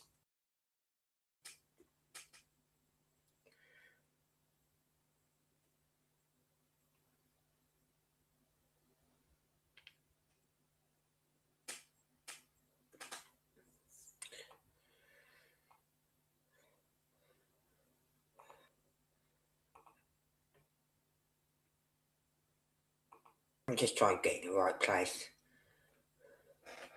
Right, we'll start from here. I've got to share it first with you. Come on.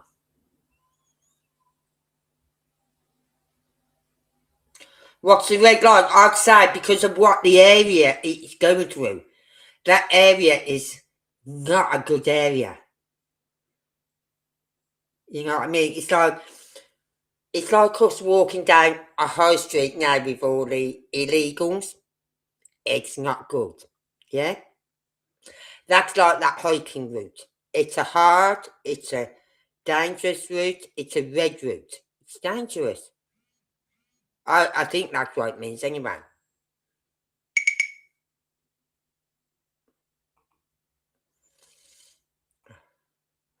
Get the fuck off my screen.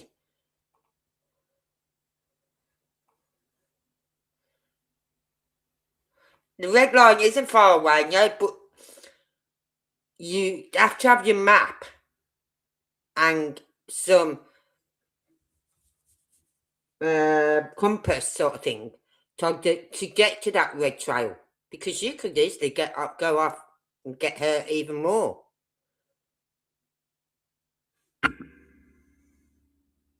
I just heard a woman.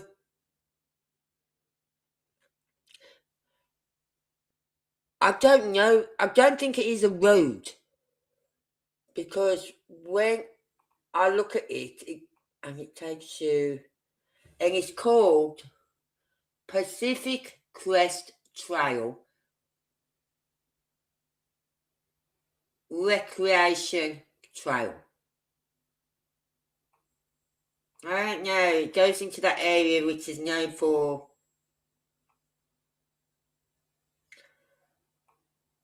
she's probably done that walk. You know what I mean? Because, as I said, she's up there every weekend. Well, I'm just trying to get this video up for you. Oh, God. Let's close that one down. Oh, no, not that one. Let's close this one down. Right, I'd see.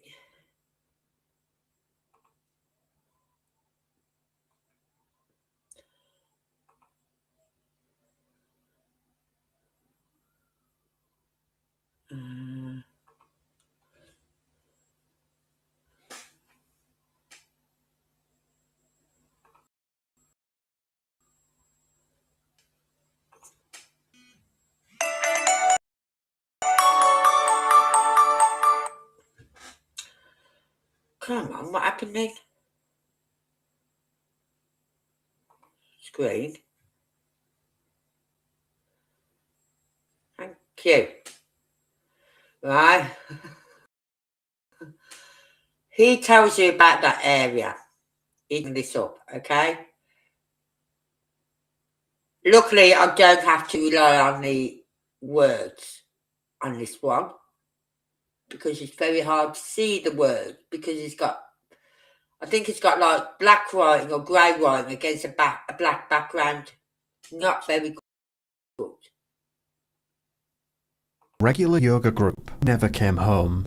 What followed was an absolutely enormous effort.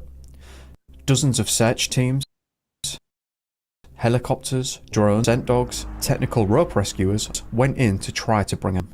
After a week of exhaustive searching across miles of brutally difficult terrain, all they managed to find was a tiny hat similar to the one that Monica had on her person on a ridgeline. Additionally, they reportedly also found some lip balm, though it's unclear if that belonged to Monica or not.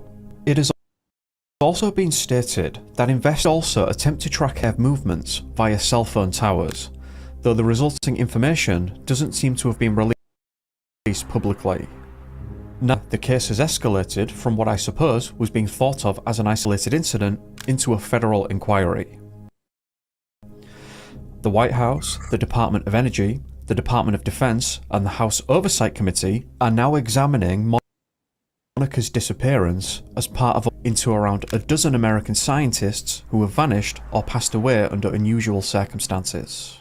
The committee has gone as far as sending formal letters to the FBI director, the Secretary of Defense, and the NASA administrator, demanding briefings on the matter. What started as a weekend hike, thing that a lot of people are struggling to make sense of. Monica was by any reason the most accomplished material scientist in American aerospace.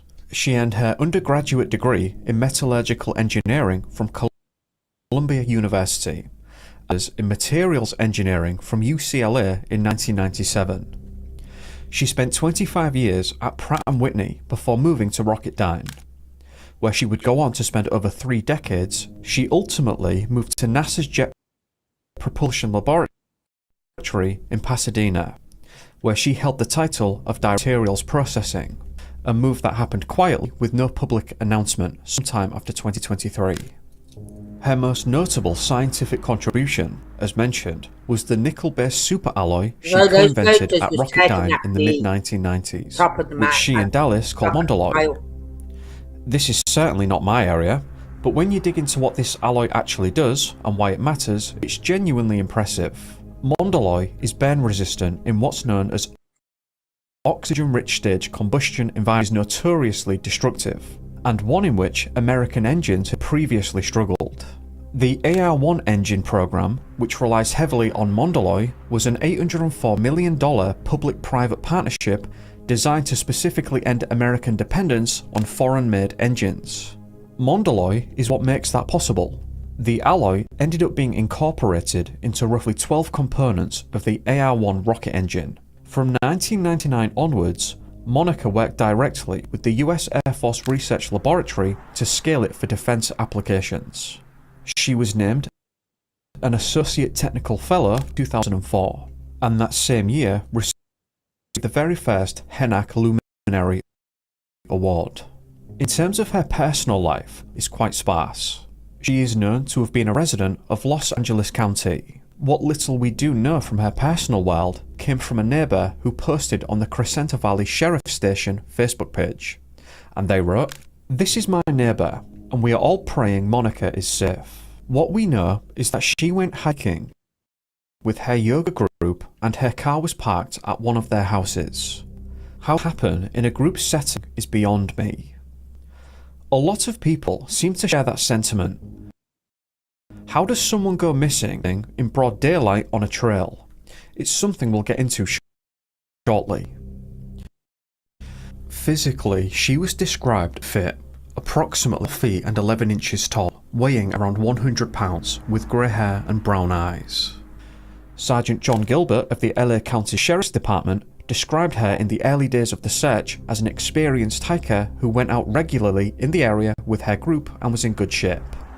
Beyond hiking, she was a member of a yoga studio that blends physical practice with spiritual and philosophical elements.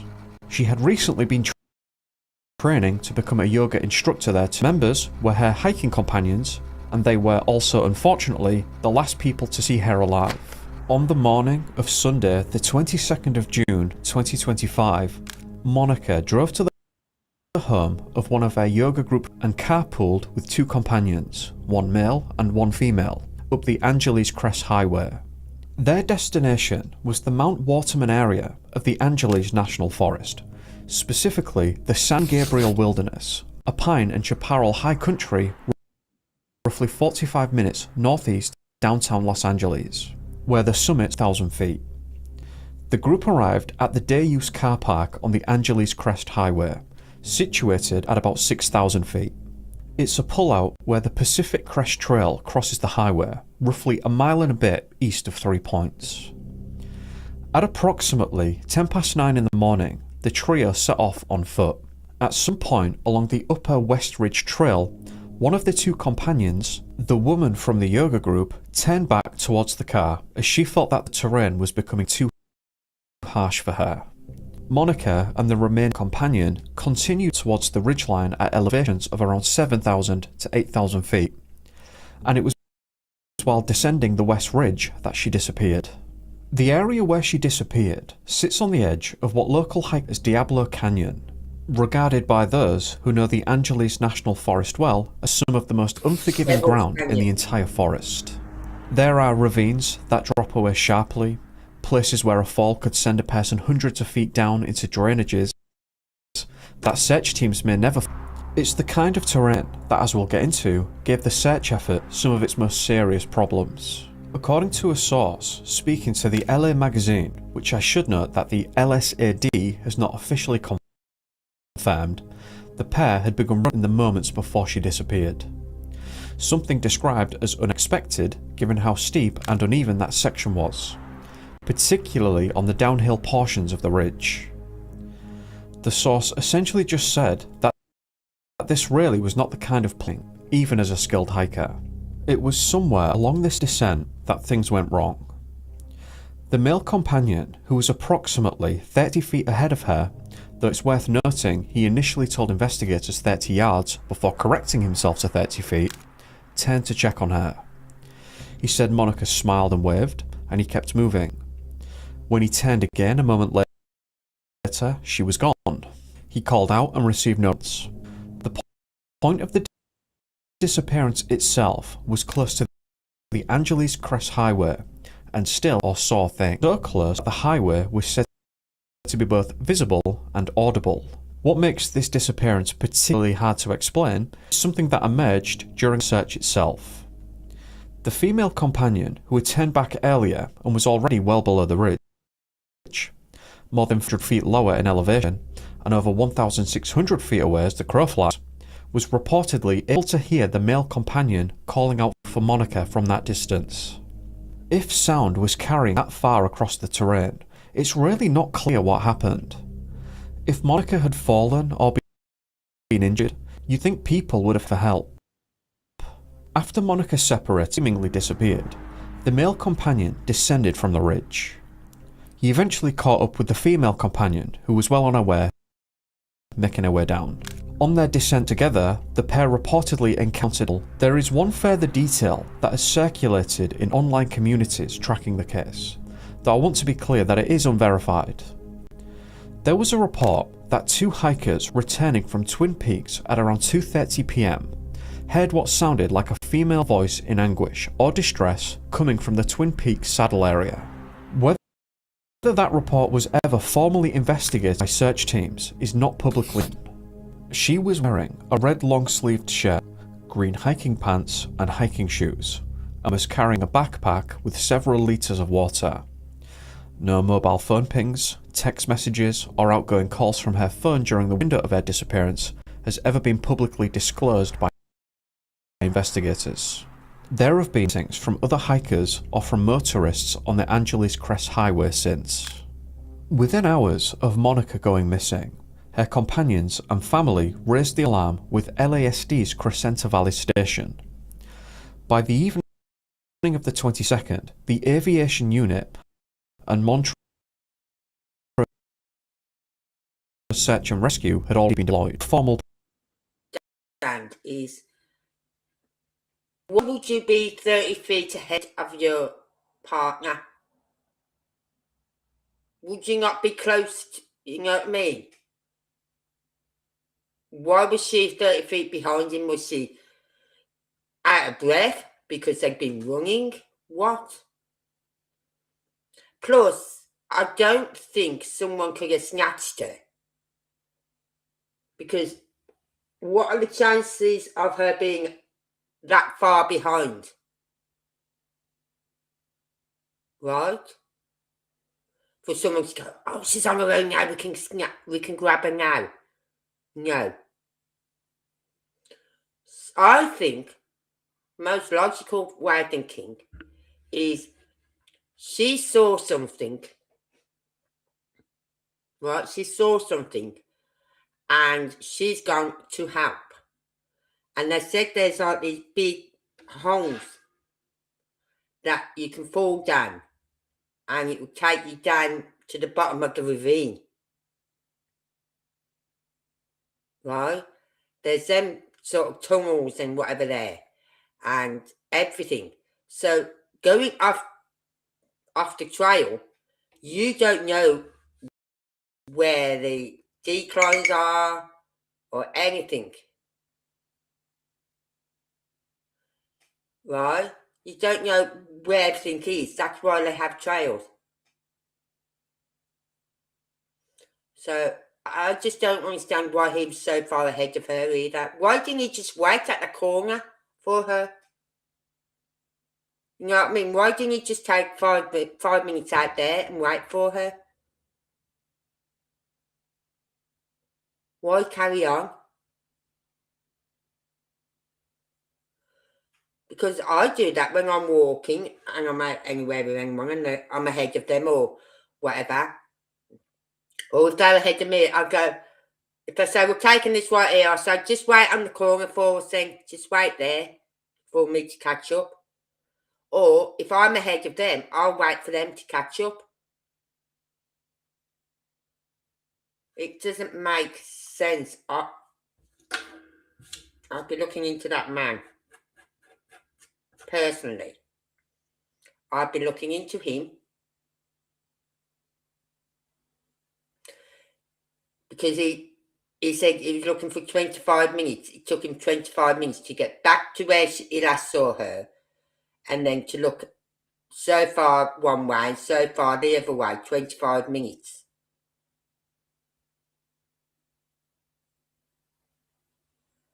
Yeah, I've just seen it come up on my phone. I'll go and have a look in a minute.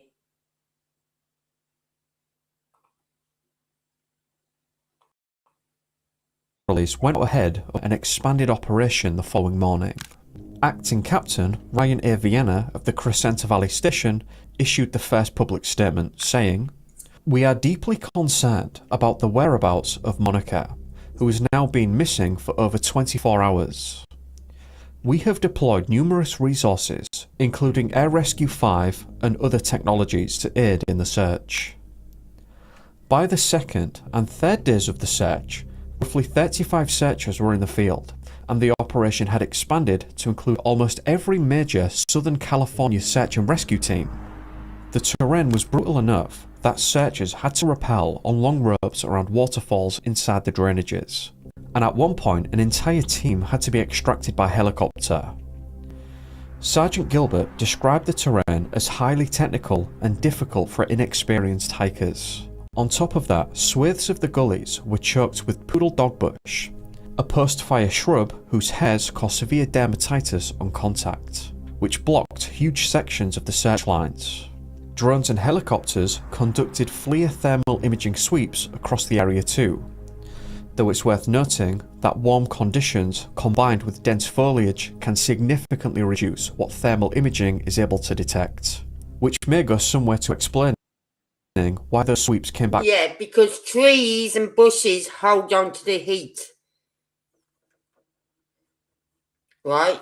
That's why they said that in the Sebastian Rogers case, like the heat, trees hold heat. So it's really quite hard to find anyone in a forest or... But she had red on. So did they not have... If they was able to find a hat, then surely they could have found her. With nothing, despite the scale of the effort. By day 6, search teams from as far afield as Tulare County had joined. LASD took the step of issuing a fair warning to would-be civilian searchers, making it very clear that the terrain was simply too dangerous, and the coordinated grids couldn't by participants. And the last thing that wanted someone else to have got lost or injured. On day 8, the 29th of June, the SD formally concluded what they termed the initial response phase of the search. Captain Vienna's closing statement was candid about both the scale and frustration at coming away with so little. A week ago today, Monica went missing while hiking near the Angeles National Search was initiated that involved a Los Angeles County search and rescue, but numerous resources from throughout leveraging local, state and federal assets. The use of forensic technology, photography, airships, canines and other specialized tools were used, leaving no available resource untapped. One unusual detail emerged from the dog team handlers. Searchers found a beanie hat that appeared to be consistent with the one that Monica had on her person at the time. There are two versions of this event that I have come across. The first insinuates that the dog led the searchers to the beanie and then couldn't follow the scent any further. The other version suggests that the ground searchers found the beanie. The dogs were then brought to the scene and were not able to follow the scent past it.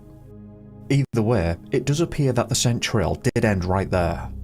It is important to say, as far as I can ascertain, it is confirmed that it was definitely Monica's beanie. Wow, come on. Come on. 2 and 2 together does not make 5, it makes 4. And when you've got someone who is known to wear a red beanie, has got a red beanie in the photographs that was taken at the top of the mountain before they turned back and places like that, then you find a red beanie, all you got to do is DNA. You're going to get DNA off that hat. But we've had no results of that come back. Nothing. No results from the hat. Nothing. And something else I found out today. Right? Where was it? Oh, God. No. Oh, fuck, I didn't write it down. Something about the general when he went missing and what they found. Oh, it was an Air Force sweatshirt. But they can't say for definite whether it was his or not. But like I said, even if the dogs had followed her down to that area where that hat was found, where did she go from there?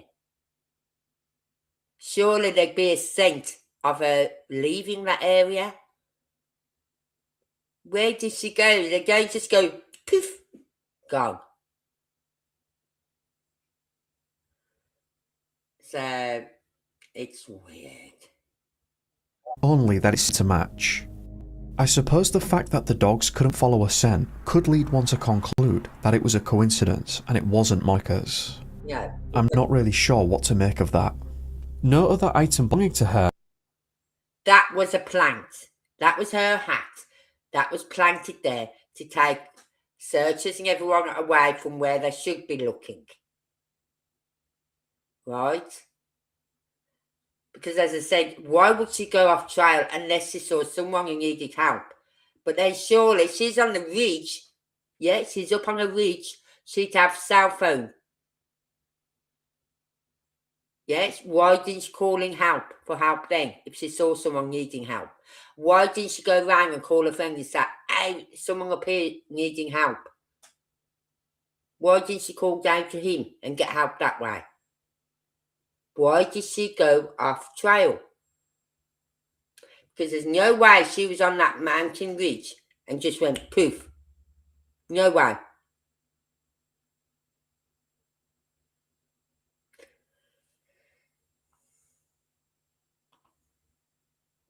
Never been publicly confirmed as recovered. So I'd have to imagine they just quite literally found nothing else. In August of 2025, we returned to the area following up on new leads. During that same search day, the team had to break off to rescue a completely separate woman who had fallen roughly 300 feet over the edge on the Angeles Crest Highway nearby. I'd imagine that affirmed that their decision not to allow volunteers earlier was probably right.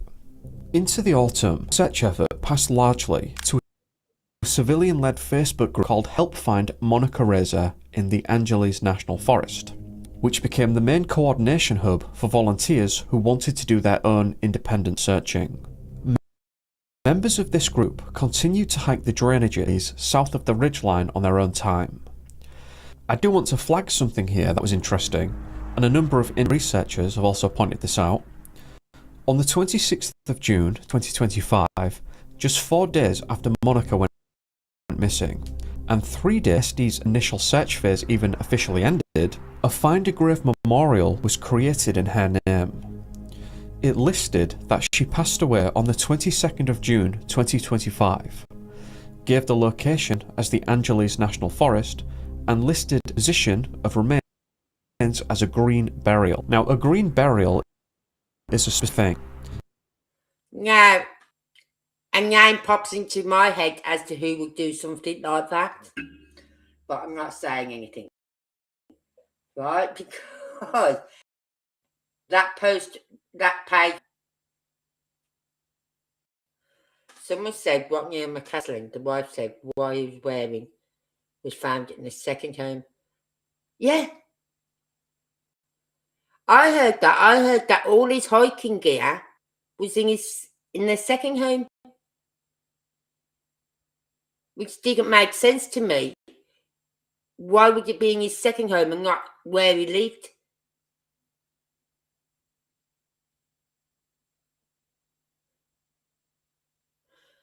No, they're not saying whether it was his or not, the sweatshirt, but they did find like an armed forces or whatever it was sweatshirt. Well, we're going to be covering him as well. So look into that. I'll look into that as to where that was found. About how far away it was. It wasn't far. From what I understand, it wasn't far.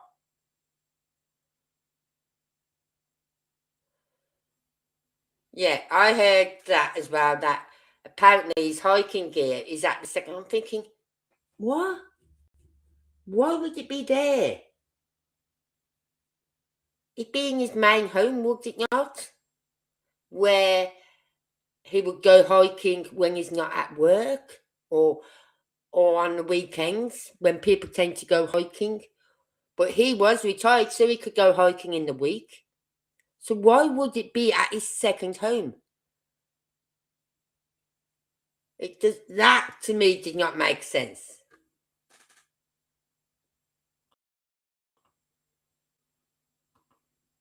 It means that a burial has taken place with a biodegradable container. Obviously, as of now, Monica has never been found. So somebody declared that she had passed away, specified a burial method, and listed all this into an active search above the Angeles National Forest.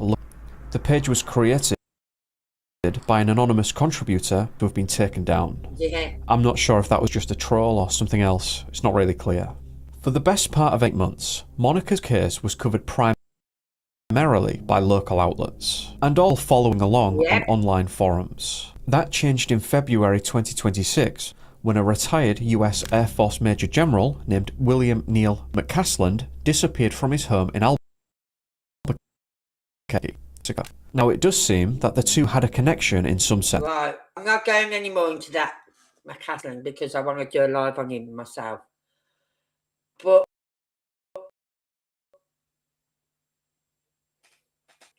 beggars believe why she would go off trail.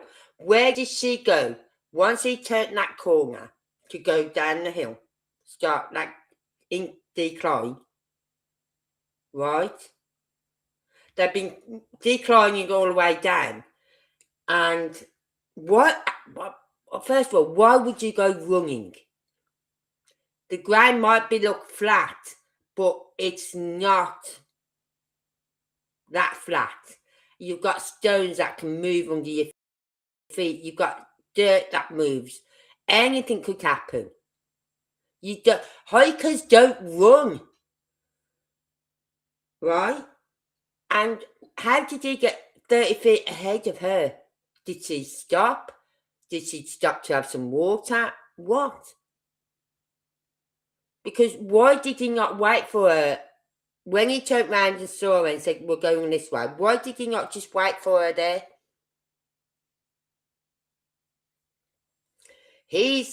Now, this is why the crime channel kicks in.